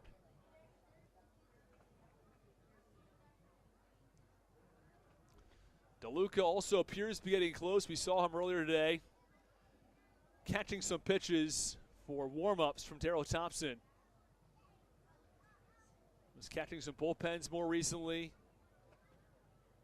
A slower process than everybody had hoped. Pitch, swing and a miss from Matt Hibbert on a high fastball, count 0-1. But slowly but surely, they're getting there. No balls, 1 strike, 1 out. 4-1, the Blue Crabs over the Dirty Birds.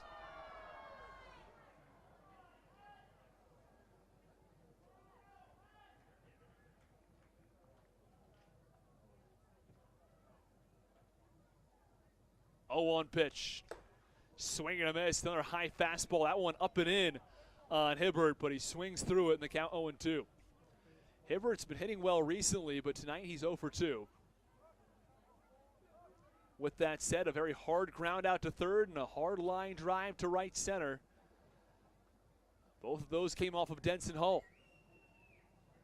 Sometimes hit the ball well, but it goes right at the fielder. Nothing you can do about that one. 0-2.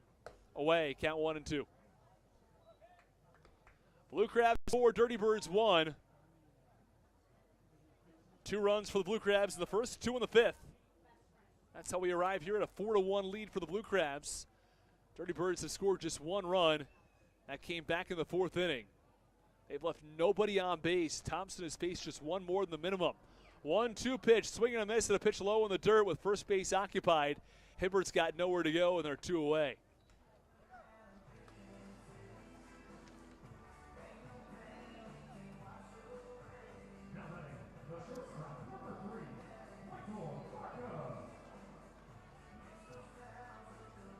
So after the walk to Walker, the pop out from Ryan Haug, and the strikeout to Matt Hibbert, it's Michael Baca, the 9-hitter, who will dig in as Robbie Lawler looks to set down the Blue Crabs in the bottom of the 6th.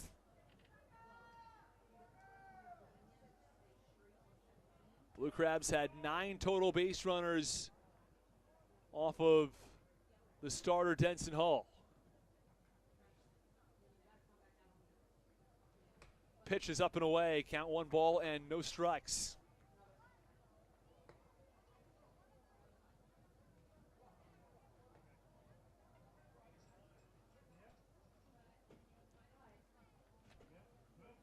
One ball, no strikes, 2 outs. 4-1, the Blue Crabs lead the Dirty Birds. Runner goes, pitch. Looked good, but called the ball, and no throw down to second from Jovan Gonzalez. Goes down as a stolen base for Jared Walker, but it might as well have been defensive indifference, as Jovan Gonzalez didn't even think about throwing to second base. Count remains 2-0 on the righty Baca.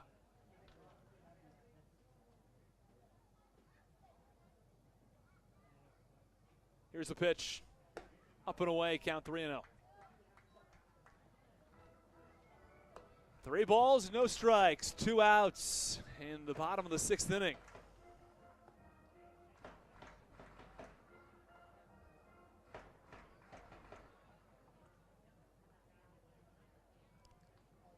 Lawler behind in the count, 3-0, trying to fight back in the at-bat against Michael Baca. Pitch called strike in the count, 3-1.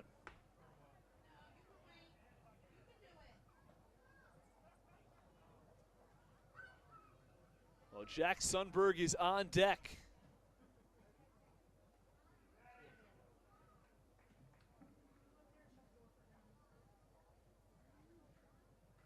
The 3-1 delivery. Swing and a miss, count 3-2. 3 balls, 2 strikes, 2 outs. Blue Crabs 4, the Dirty Birds 1.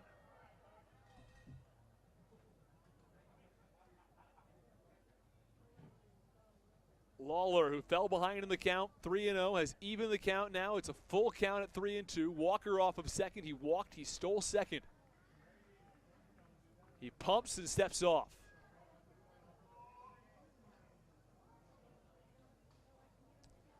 As we approach 8:40 on the East Coast.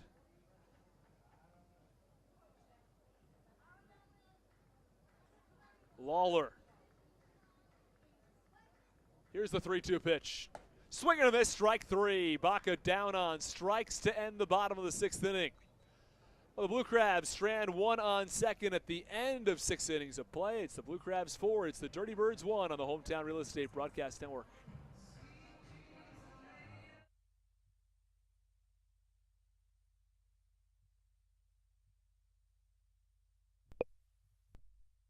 This is Daryl Thompson, and you're listening to the Hometown Real Estate Broadcast Network.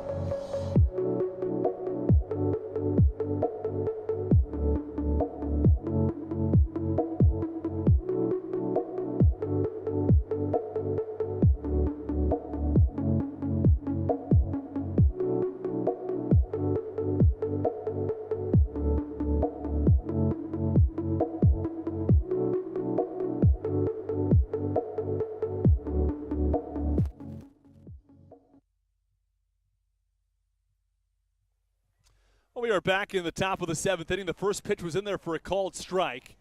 0-1 delivery, a big wave and a miss from Nick Heath. In the count, no balls and 2 strikes. 4-1 Blue Crabs in the top of the 7th inning. Darryl Thompson has thrown just 72 pitches coming into the inning. 58 of them strikes. Pitch inside, count 1 ball and 2 strikes. Hull went 84 pitches across 5 innings. The pitch count itself was not particularly high, mostly because of the stretch of 8 consecutive batters he retired. 1-2 delivery from Darryl Thompson. Line drive, third base side toward the Blue Crabs bullpen foul. Count remains 1-2. Denson Hull threw just 40 strikes, though, on the 84 pitches, compared to the 58 on 72 from Darryl Thompson, a number that more than just jumps off the page. It's something special. A strike percentage north of 80%. 1-2 delivery. Popped it up, third base side. Crosby drifts into foul territory in front of the Blue Crabs bullpen bench and makes the catch for the first out. Soft contact. That's what Darryl Thompson has made his bread and butter over the last 4 years. Sure, he's going to get strikeouts because he throws a ton of innings. But the strikeout is not his primary way of getting out. It's soft contact, let his fielders do the work, and it's been incredibly effective.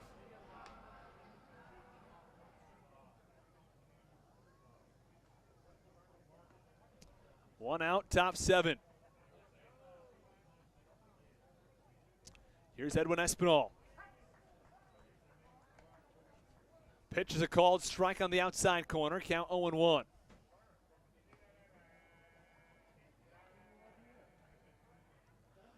Delivery. Line drive, well hit, right field. Braxton Lee back at the warning track at the wall. That ball is gone. A solo shot to deep right field from Edwin Espinal. Some opposite field power, and this is a 4-2 ball game in the top of the 7th. All of a sudden, the Dirty Birds find themselves right back in this ball game. Darryl Thompson has pitched incredibly well. He's allowed 2 runs, but he's faced just 2 more than the minimum across 6 1/3 innings.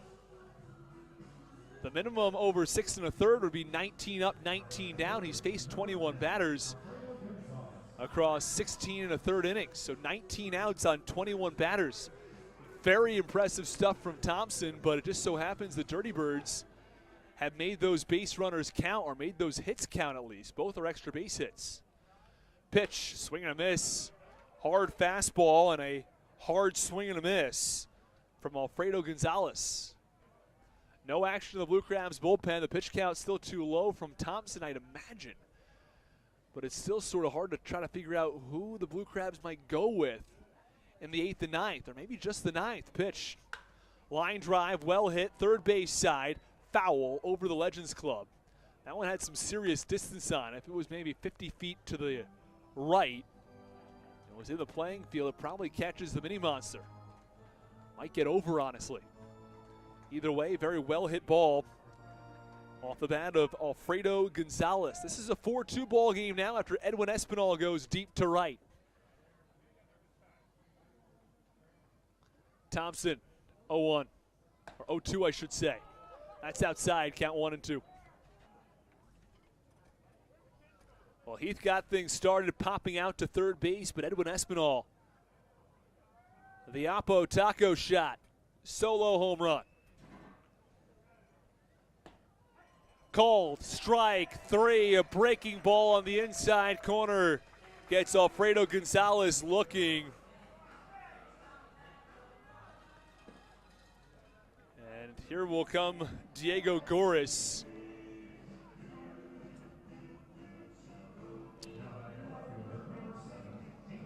I beg your pardon, Engel Beltre to come in to start. Beltre, again, goes by El Picante. The 4 and 5 hitters for the Charleston Dirty Birds. As this pitch is fouled back, both have singles in today's ball game, but both were picked off.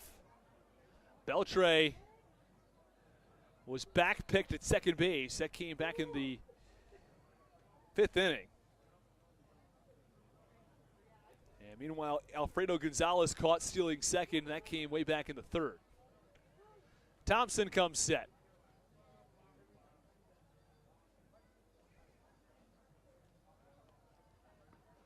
First pitch, popped it up, foul. Behind home plate, Haug gets under it, and he makes the catch overhead for the final out. Well, Darrell Thompson works around a home run ball to retire the Dirty Birds. Charleston strands none. We go to the seventh inning stretch at 7-2 Southern Maryland, or 4-2 Southern Maryland.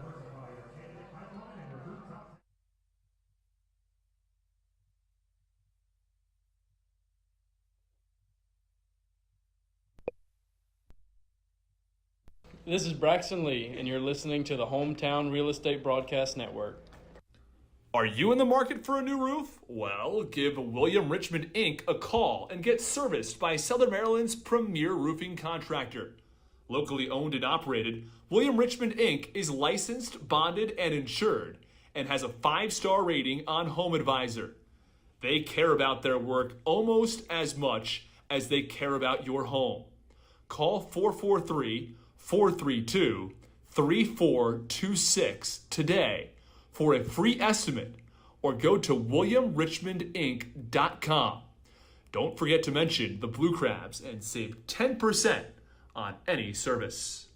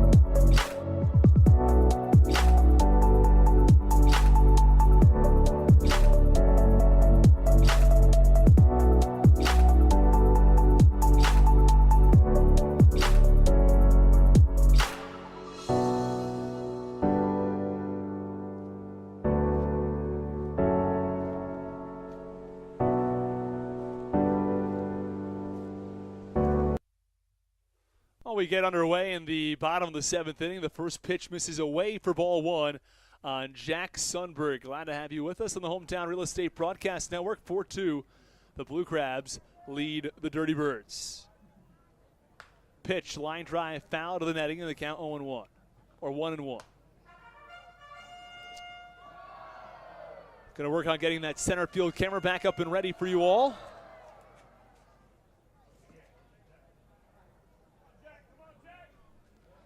Jack Sundberg digs back in. Pitch, called strike. That's the belt. Count 1-2.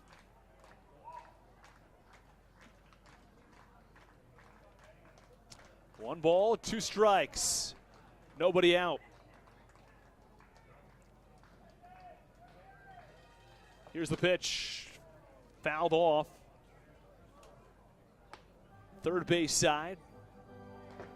Count remains 1 ball and 2 strikes. Ricardo Gomez, the new pitcher in the game for the Charleston Dirty Birds. 1-2. Called strike 3. Jerry Burrish rings up Jack Sundberg on a breaking ball that clips the outside corner. And there is one away. We apologize for the screen going out. We're also going to give Donnie Geeka a shout out. He's, of course, from Powder Springs, Georgia. We didn't do our shout outs earlier in the game. Had a lot going on here at the ballpark. We'll have our trivia question up and ready for you tomorrow, along with the shout-outs back up and ready to go. First pitch called strike. That one clips the outside corner in the count. No balls and 1 strike. And now there is action in the Blue Crabs bullpen. Andres Briseño, after working on Saturday and Sunday, had the day off yesterday and is ready to go today, clearly. As 0-1 pitch, check swing. Did he go around? Mike Mackey says yes, he did. It's the first base umpire. The count, no balls and 2 strikes. Andres Briseño not throwing at full strength right now, but either way, I think Darryl Thompson has a shot at coming back out for the 8th inning. Pitch popped it up. First base side. In this case, it's the second baseman. That's Scott Kelly onto the outfield grass, who makes the catch, and there are 2 away.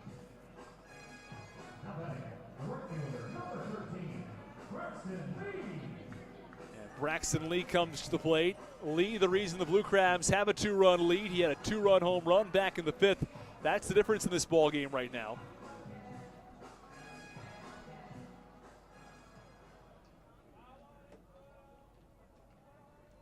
First pitch to Lee is low and in. Count 1 ball and no strikes. 1 ball, no strikes, 2 outs. Bottom of the 7th inning. Pitch inside, count 2-0. I apologize, the camera went back to the other angle as they're trying to make sure everything is all set and ready to go here for last couple innings of baseball. Pitch called strike on Lee. And the count now, 2 balls and 2 strikes in the lefty.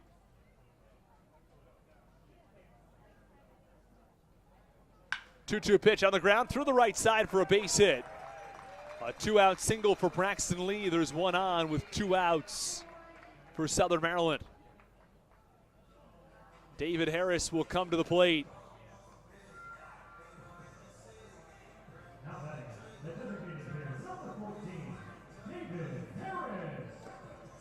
Braxton Lee came into this game with a .303 batting average. He's 2 for 4 today. That batting average up to .306. With the 2-run home run and the single. Right now he's making a difference. The heart of that Blue Crabs lineup. First pitch to Harris is popped up foul. First base side, count 0-1.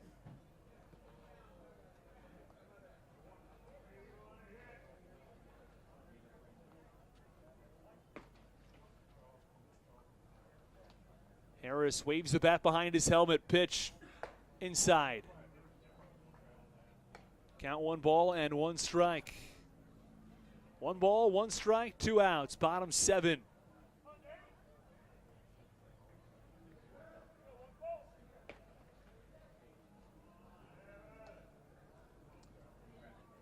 Gomez is on the mound for Charleston. Recorded the first 2 outs, then a 1-out single. The 15th pitch of his outing. Lined back behind home plate. 1 ball, 2 strikes, 2 outs. Bottom 7 will run back through the scoring in today's ball game. Blue Crabs scored 2 runs in the bottom of the 1st. Dirty Birds with 1 in the top of the 4th. Southern Maryland 2 more runs in the 5th, and the Dirty Birds with 1 run in the 7th.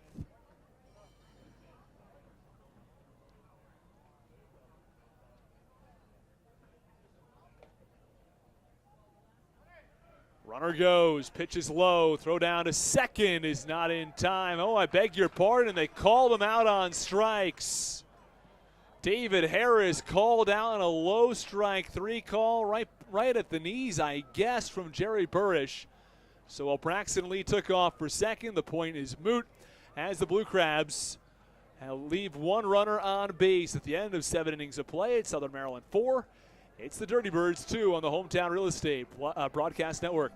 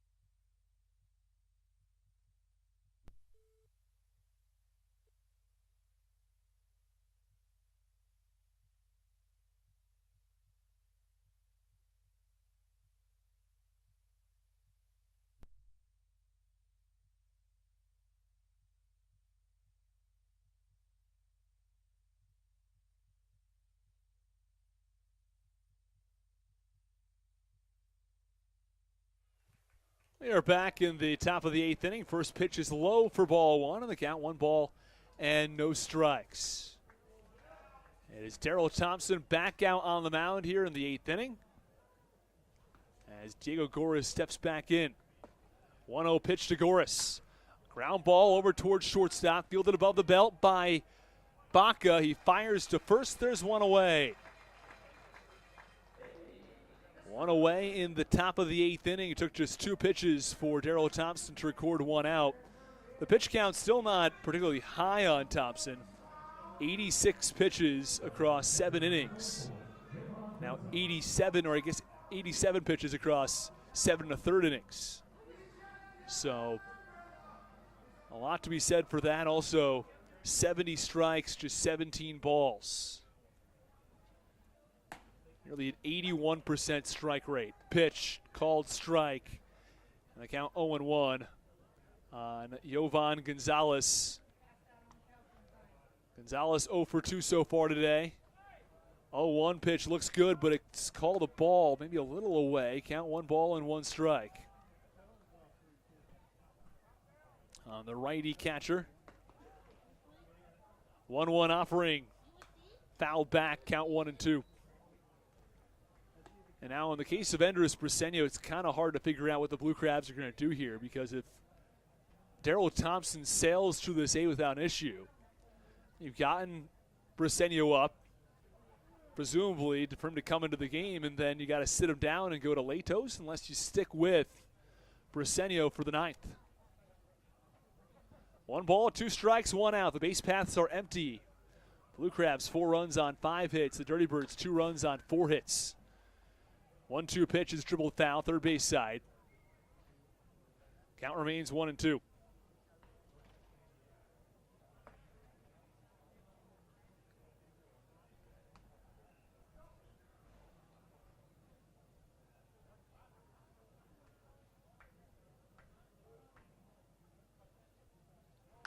Pitch on the ground toward third base. Charging in, it's Crosby. Crosby flips to first base with plenty of time, as Yovan Gonzalez was not running all that well. And there are 2 outs in the top of the 8th.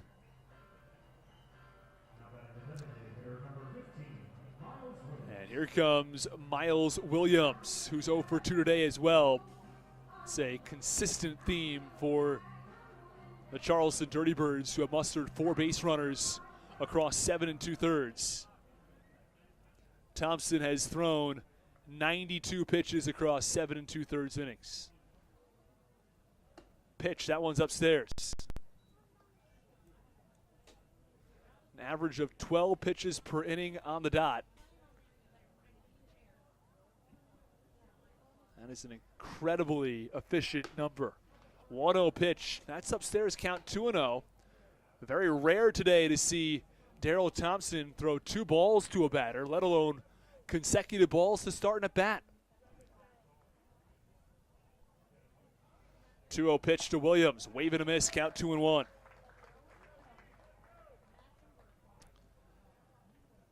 Top of the 8th inning, Blue Crabs looking to hold on to a 2-run lead, as Darryl Thompson has thrown his 95th pitch of the evening. Here's the 2-1 offering. Swing and a miss, count 2-2.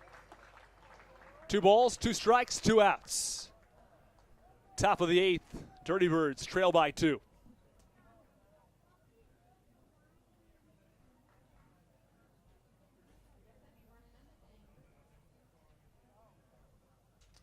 Thompson the pitch. Swing and a miss, strike 3. Thompson concludes what will likely be his outing with a strikeout to Miles Williams to end the top of the 8th inning. The Blue Crabs lead this one 4-2. Southern Maryland comes to bat when we come back.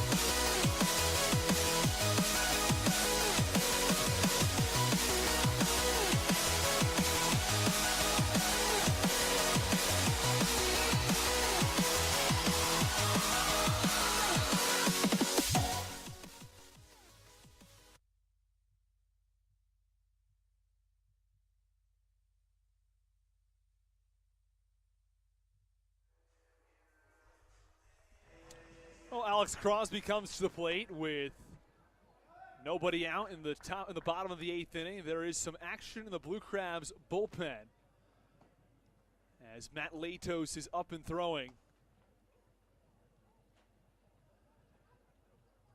Bottom of the 8th inning, Blue Crabs send 5, 6, and 7 to the plate. First pitch is away, count 1 ball and no strikes.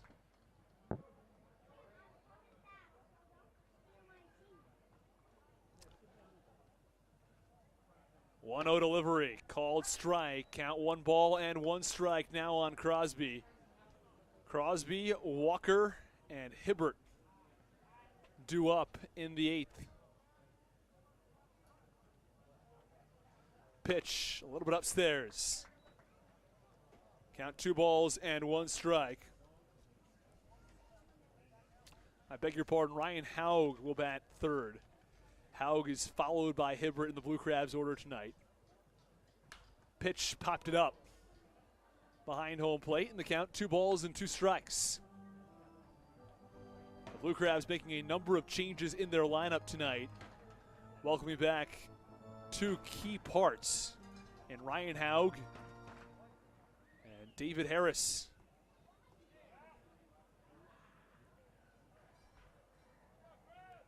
Blue Crabs still waiting on Zach Collier. Pitch swinging a high fly ball. Not all that well struck to right field. It's the right fielder, Nick Heath, who comes in and makes the catch. He was converging with the second baseman, Scott Kelly, but he called him off at the last moment.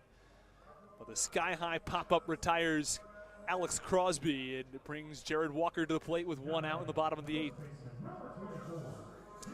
Well, fans, we thank you for watching. If you're either from the Charleston area cheering on the Dirty Birds, or of course one of the hometown fans with the Blue Crabs.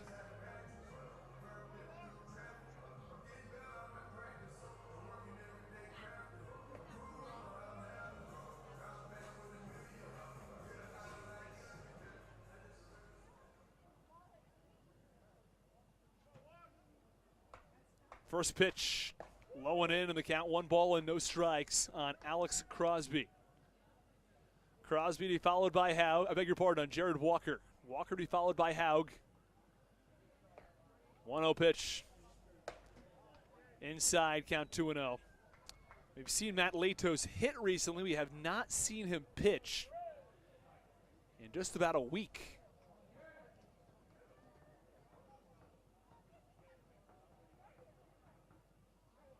2-0 offering going to be inbound to Jared Walker.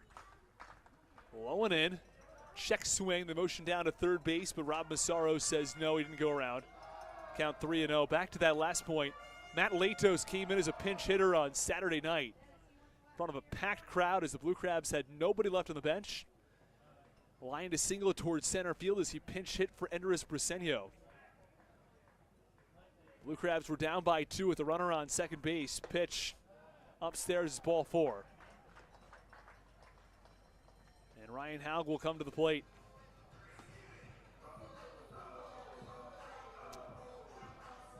Haug, then Hibbert. Here in the bottom of the 8th inning, the Blue Crabs, 4 runs on 5 hits. They've been walked 7 times tonight. Dirty Birds, 2 runs on 4 hits. They've been walked 0 times.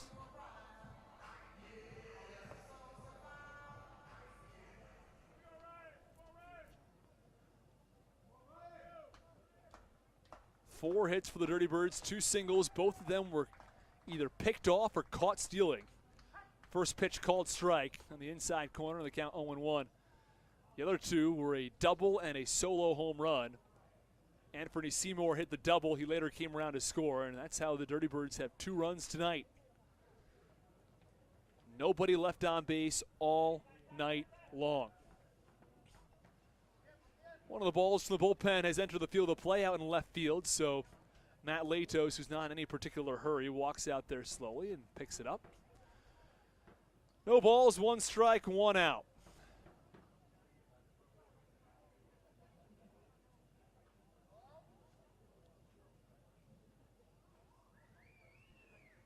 Here's the pitch. Low and away, count 1-1.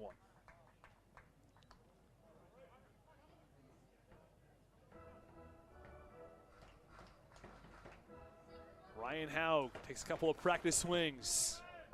Steps back in from the right side, the catcher.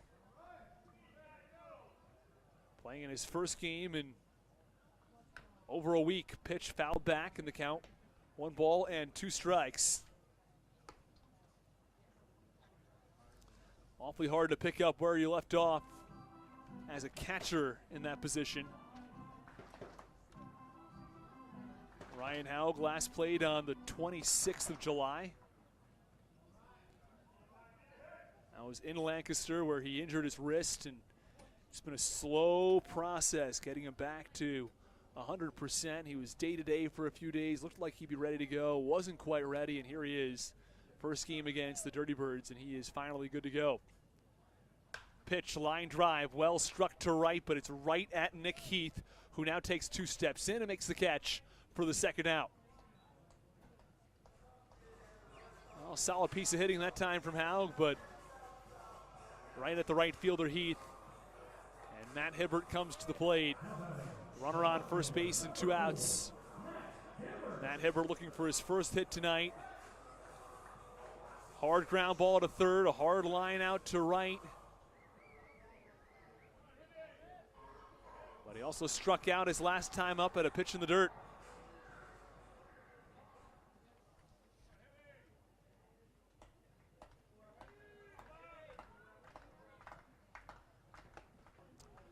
First pitch low and away in the count, 1 ball and no strikes on Hibbert.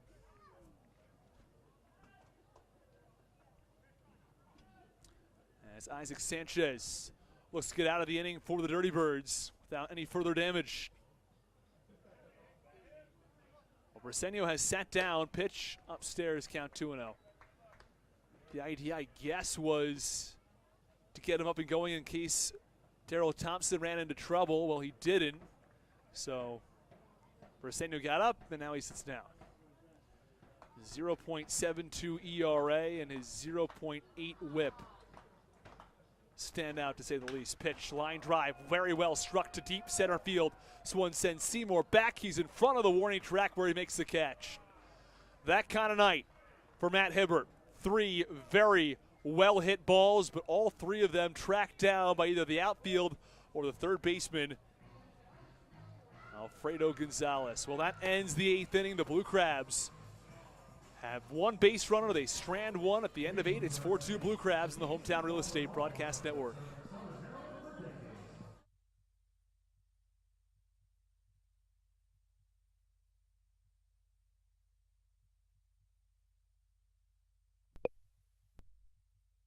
This is Ian Yetzko, and you're listening to the Hometown Real Estate Broadcast Network.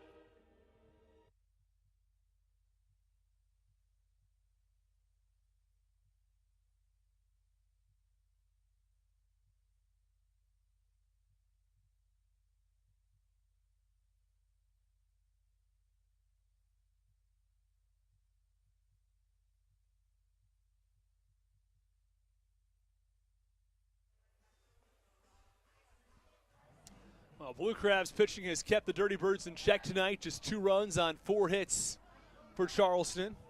It's Matt Latos who comes to the mound. First pitch from Latos. Called strike on the outside corner on the count. No balls and 1 strike.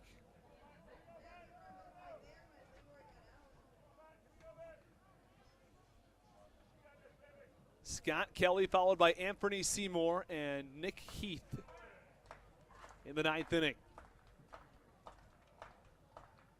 Latos the 0-1, swinging a line drive, right center field. This one carrying, but Braxton Lee's got a beat on it. He makes the catch just on the edge of the warning track for the first out. 1 away in the top of the 9th inning. Matt Latos. Last pitched on July 27th. That was back on Wednesday night in Lancaster. A 1-2-3 inning that included a strikeout for the righty. Matt Latos' ERA coming into the night, 4.59, a 1.41 whip. But those numbers significantly down from a couple of weeks ago. First pitch is inside and the count 1-0. 1 ball, no strikes, 1 out.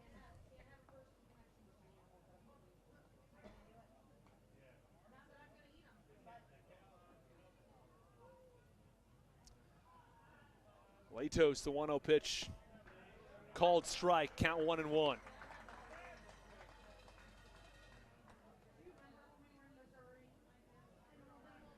One ball, 1 strike, 1 out.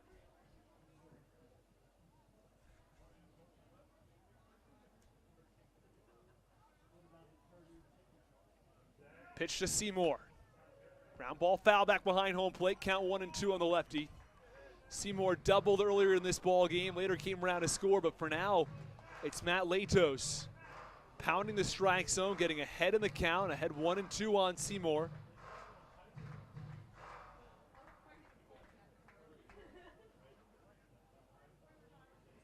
Blue Crabs looking for back-to-back wins.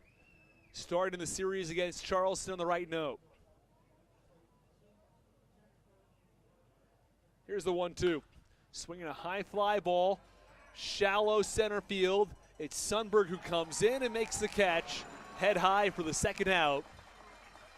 And there are 2 away in the top of the 9th inning. Ball was slicing from center to left center, but Sundberg had a beat on it the entire way and tracked it down for the second out. Here comes Nick Heath. Heath can get on. It brings up Edwin Espinal, who went deep his last time up. So the man on deck, Espinal, does represent the tying run. But for now, the Dirty Birds just need a base runner.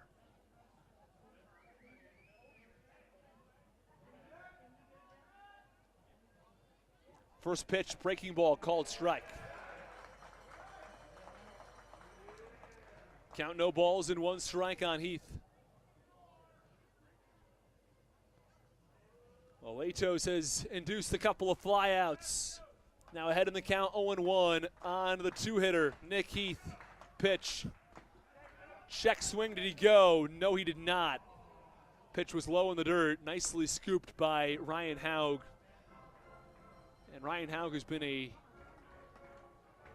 brick wall behind home plate. Nothing getting by him tonight. Especially impressive after a week off.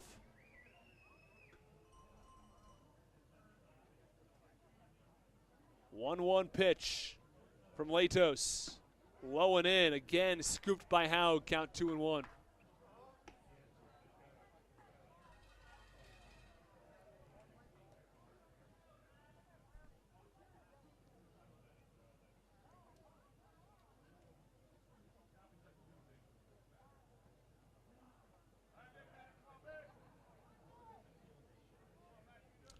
Two balls, 1 strike, 2 outs. Blue Crabs lead at 4-2. 2 runs in the first, 2 runs in the 5th. That's the difference in tonight's ball game. Pitch, ground ball foul, first base side. Count now even at 2 balls and 2 strikes. Dirty Birds down to their final strike. Matt Latos looking to close the door and pick up his 23rd 5th save of the year.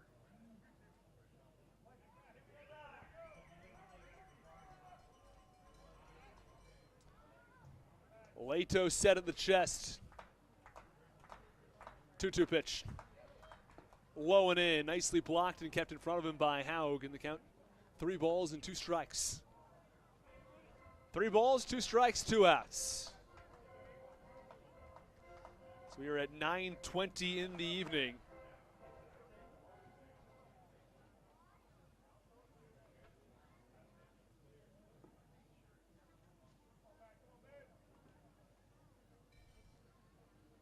Blue Crabs pitching staff has worked effectively. Thompson threw fewer than 100 pitches tonight across 8 innings. Allowed 2 runs on 4 hits. There were 0 runners left on base. None.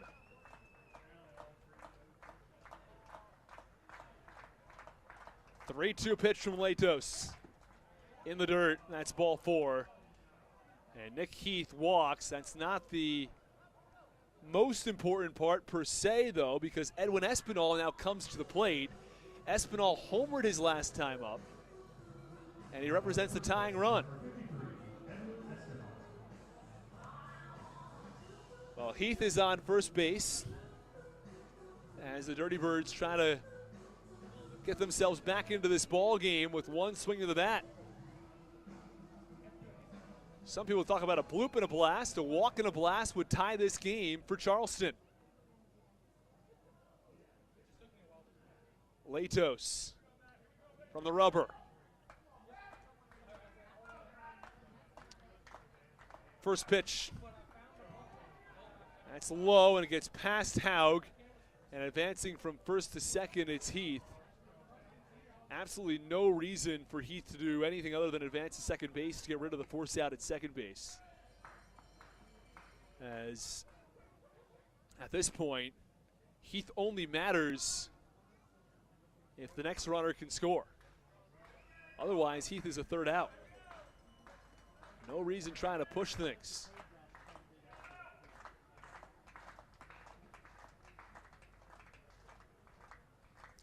A 1-0 pitch upcoming from Latos. Latos has been burning a lot of pitches out of the zone. 1-0 pitch. Inside, count 2-0.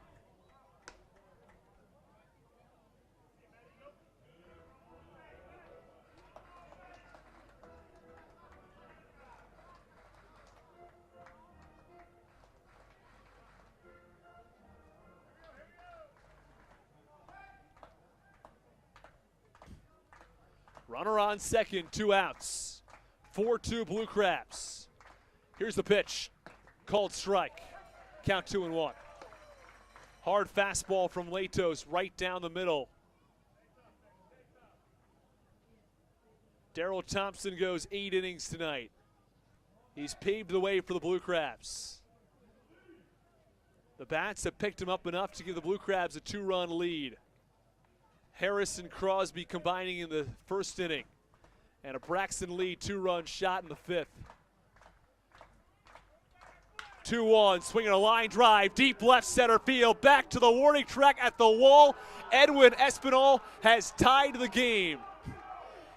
He hit a home run to right his last time up. He goes deep to left center tonight.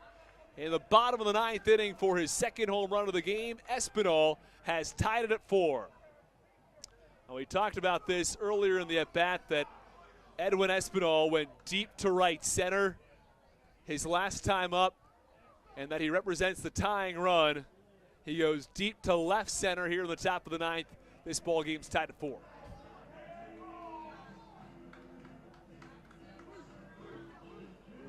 Well, Matt Latos can't quite close the door.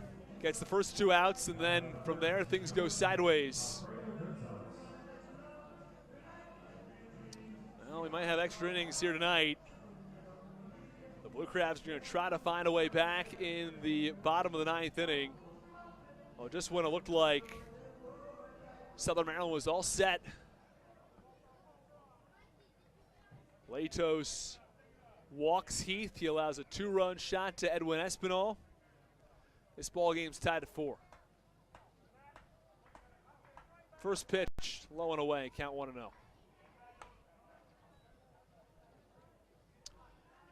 One ball and no strikes on the cleanup hitter, Alfredo Gonzalez, after Edwin Espinal has tied this game at 4 in the top of the 9th inning. For the Dirty Birds, 4 runs on 5 hits. For the Blue Crabs, 4 runs on 5 hits. No errors for either side. 1-0 pitch in there for a called strike. Count 1 ball and 1 strike now on Gonzalez after Espinal has been tearing the cover off the ball this evening. Takes Thompson deep in the 7th. He takes Latos deep in the 9th. And that's right now the difference in tonight's ball game. 1-1 pitch. A little bit upstairs. Count 2-1. 2 balls, 1 strike. 2 outs in the top of the 9th inning.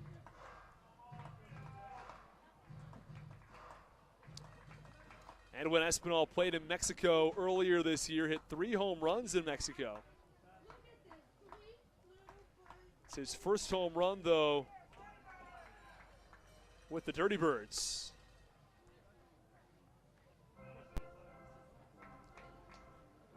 It's his first 2 home runs, I really should say, with the Dirty Birds. As the 2-1 pitch was fouled back, count 2 balls and 2 strikes.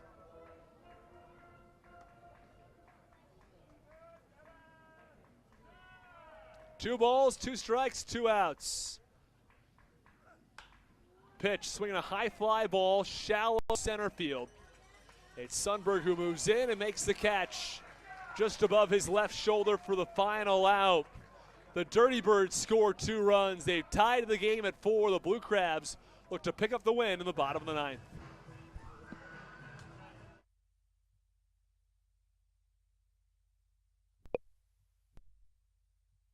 This is Ryan Haug, and you're listening to the Hometown Real Estate Broadcast Network.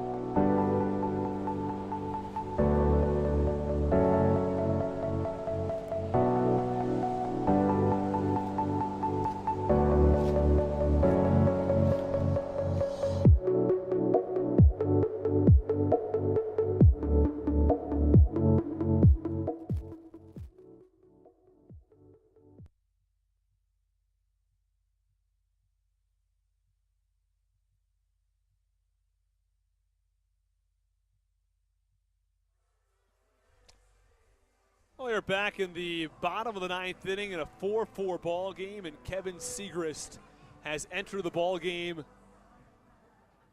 for the Charleston Dirty Birds. Siegrist has a 5-year Major League Baseball career, and the way he's pitching this year, he should probably be back in the big leagues. First pitch swinging to Baca. It's popped up. First base side. Espinal, who just went deep twice, makes the catch, and there is one away. Kevin Siegrist the numbers jump off the page, and that wouldn't be doing it justice. Across 24 innings of work, he has a 0.36 ERA. Batting average against at a 123.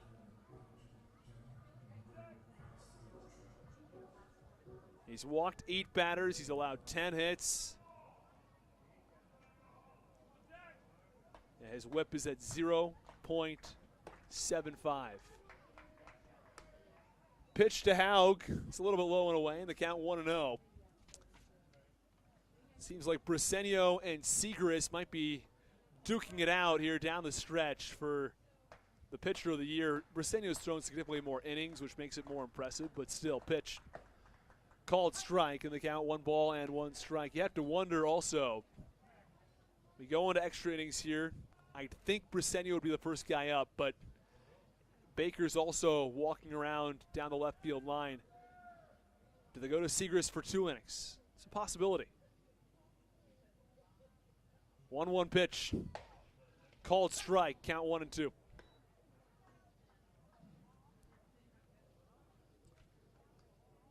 No action at all in the Blue Crabs bullpen. I'd have to imagine, again, that Briseño's the next guy up.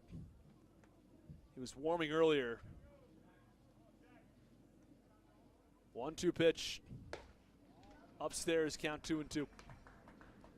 On Jack Sundberg, the Blue Crabs leadoff hitter. Michael Wolanski's on deck.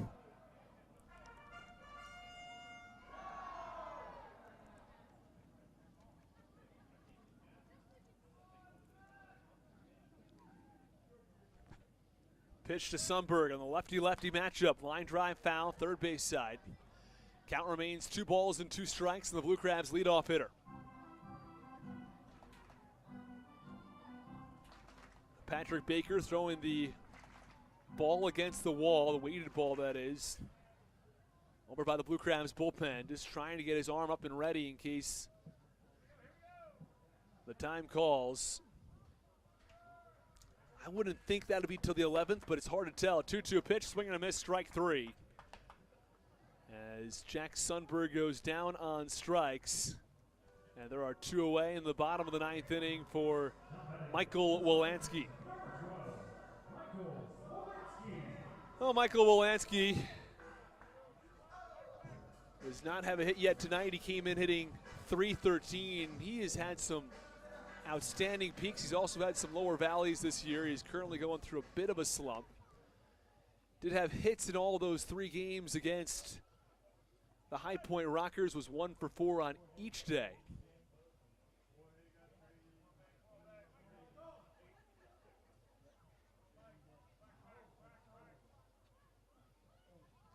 First pitch to the righty is a little upstairs in the count 1-0.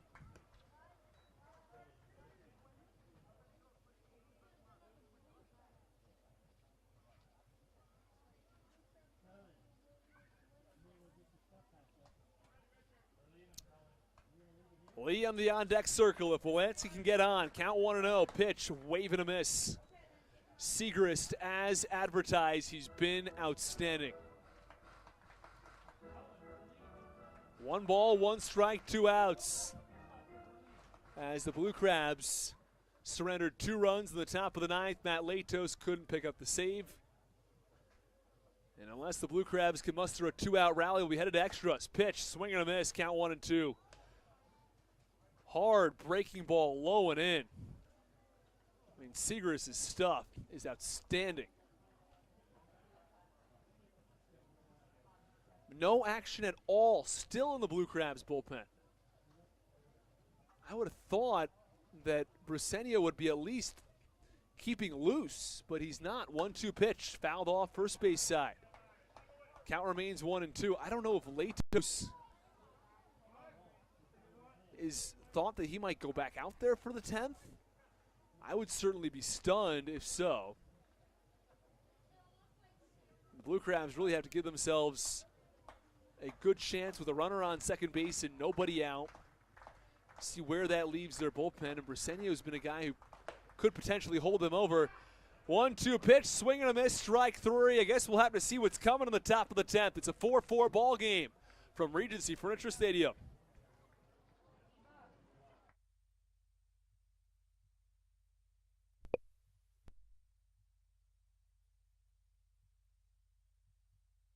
This is Michael Baca, and you're listening to the Hometown Real Estate Broadcast Network. Are you in the market for a new roof? Well, give William Richmond Inc. a call and get serviced by Southern Maryland's premier roofing contractor.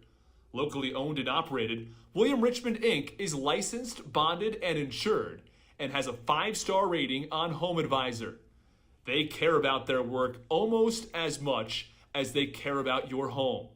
Call 443-432-3426 today for a free estimate, or go to williamrichmondinc.com. Don't forget to mention the Blue Crabs and save 10% on any service.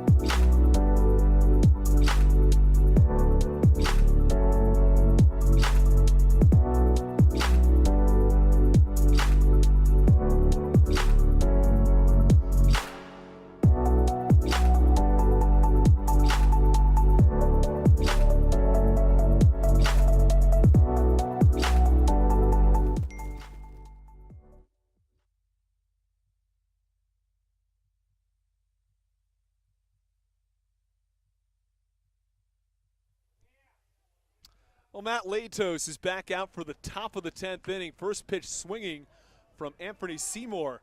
Popped up third base side. I beg your pardon. This is Diego Goris. We'll try one more time. Engel Beltre to the plate. Third time is the charm there. Apologize there. We had Seymour's number 9. Goris is number 8. Beltre number 7 is at the plate. So it will be Beltre followed by Goris and Gonzalez. Due up in the top of the 10th. Runner on second base. That's the final out back in the 9th inning. It's Alfredo Gonzalez. Pitch low in the count. 1 ball and 1 strike now on Engel Beltre.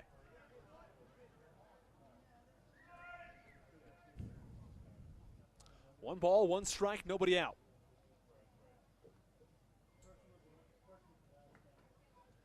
Nobody up and throwing for the Blue Crabs. This is Matt Latos' game.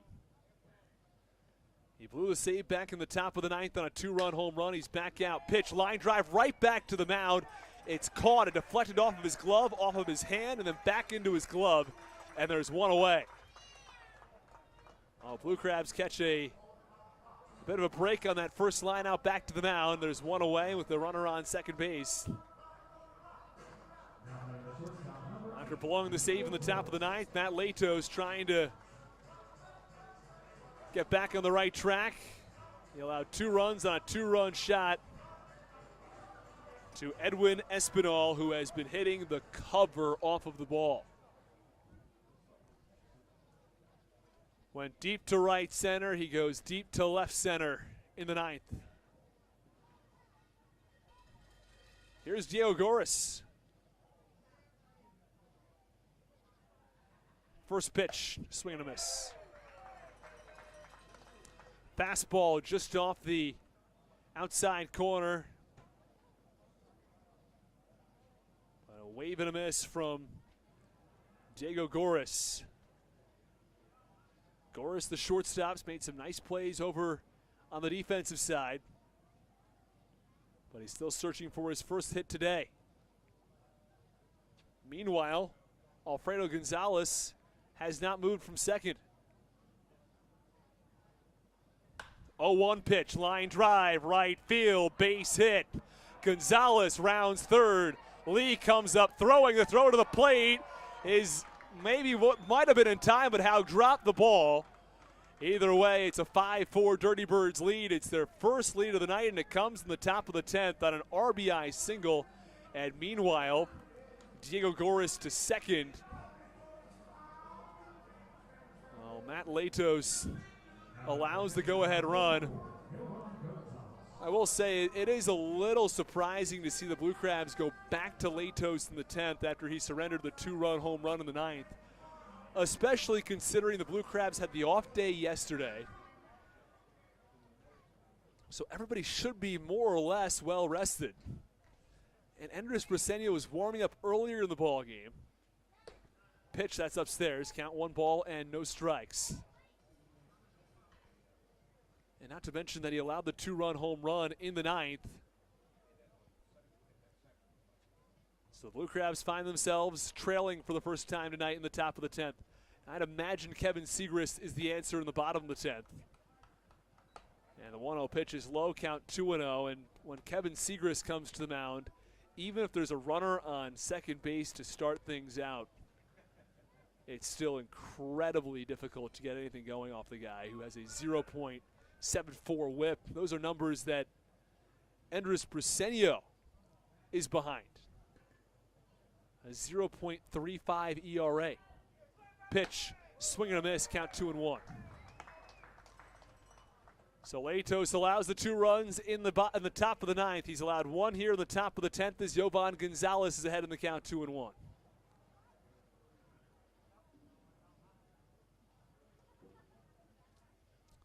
I was surprised no one was warming up in the bullpen in the bottom of the 9th inning. 2-1 pitch, swing and a miss, count 2-2. High fastball, and Gonzalez chases. And then after no one was warming up and Latos came back in the ball game, I guess it was sort of a foregone conclusion. I thought after Briseño was warming up earlier, they might just throw him in the ball game, but not the case. 2-2 pitch, check swing, low in the dirt, and he held up. Haug calls time, he asks for a new baseball, count 3-2 now.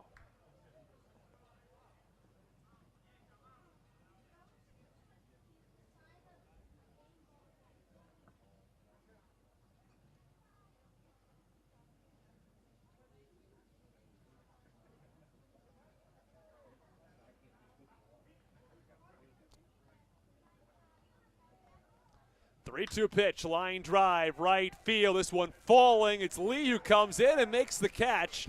And now throwing over to second base, Yovan Gonzalez.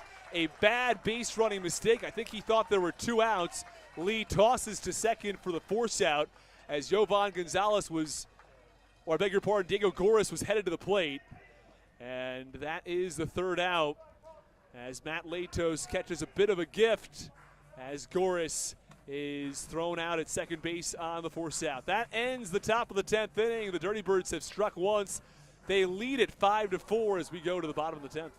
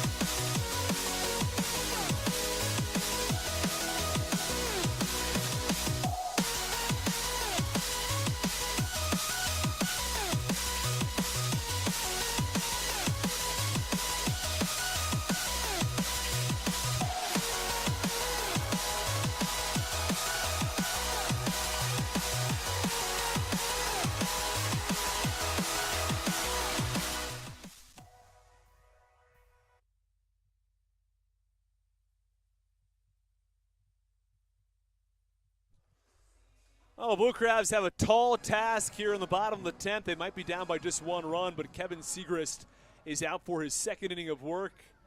The Dirty Birds closer has a 0.35 ERA and a whip south of 0.75 across 25 and 2/3 innings of work.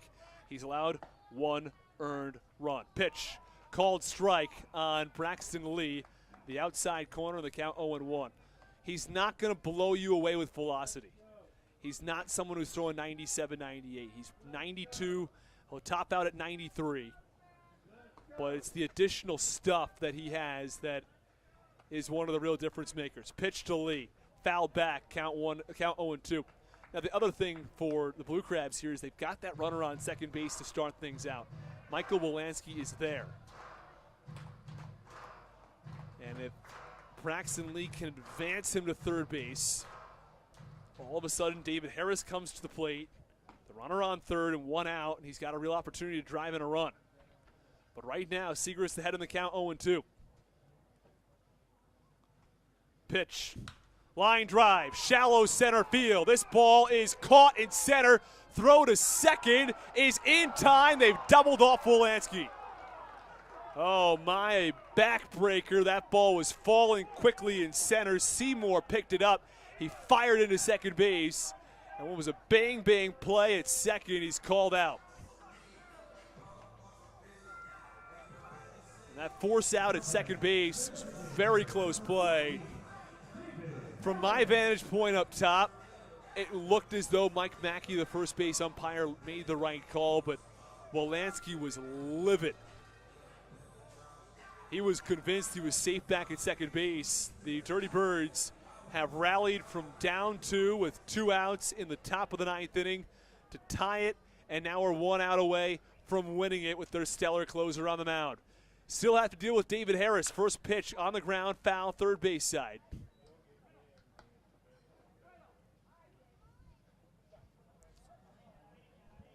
Alfredo Gonzalez receiving signals from the dugout.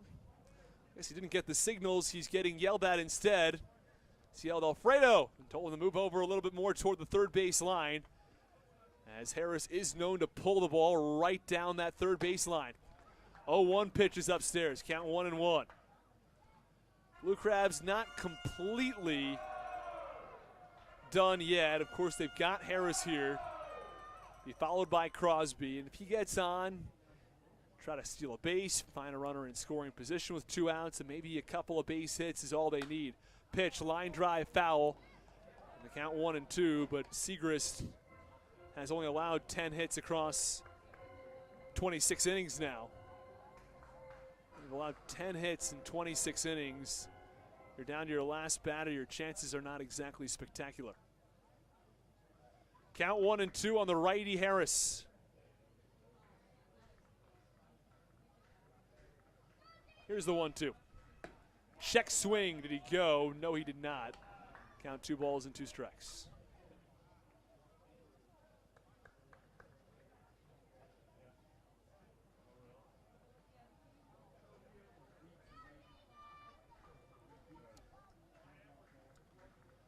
Here's the 2-2 pitch. Ground ball over to second. This should do it. Scott Kelly's got it. He flips to first, and that ends the 10th inning and ends the ball game. Blue Crabs could not get a run across in the bottom of the 10th inning. Kevin Siegrist sends down the Blue Crabs bats. It was a tough night for the Blue Crabs as they fall to the Charleston Dirty Birds tonight.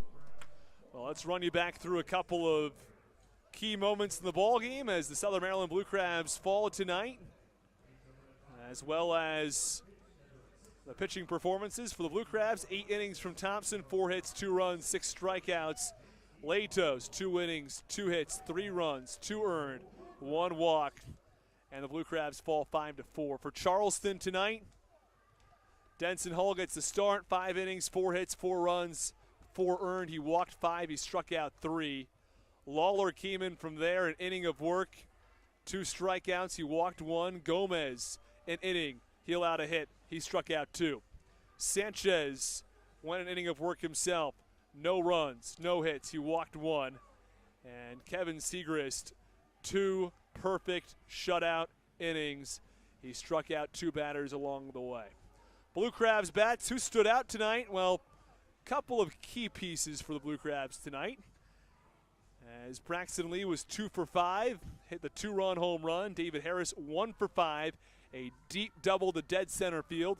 Alex Crosby 1 for 4, Michael Baca 1 for 4.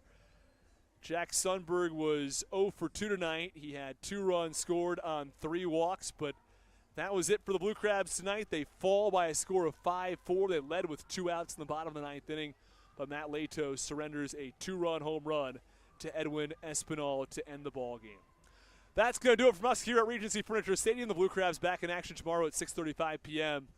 Right back here. You can catch the stream on YouTube or Facebook. And we finish, as always, with Let's Go Blue Crabs.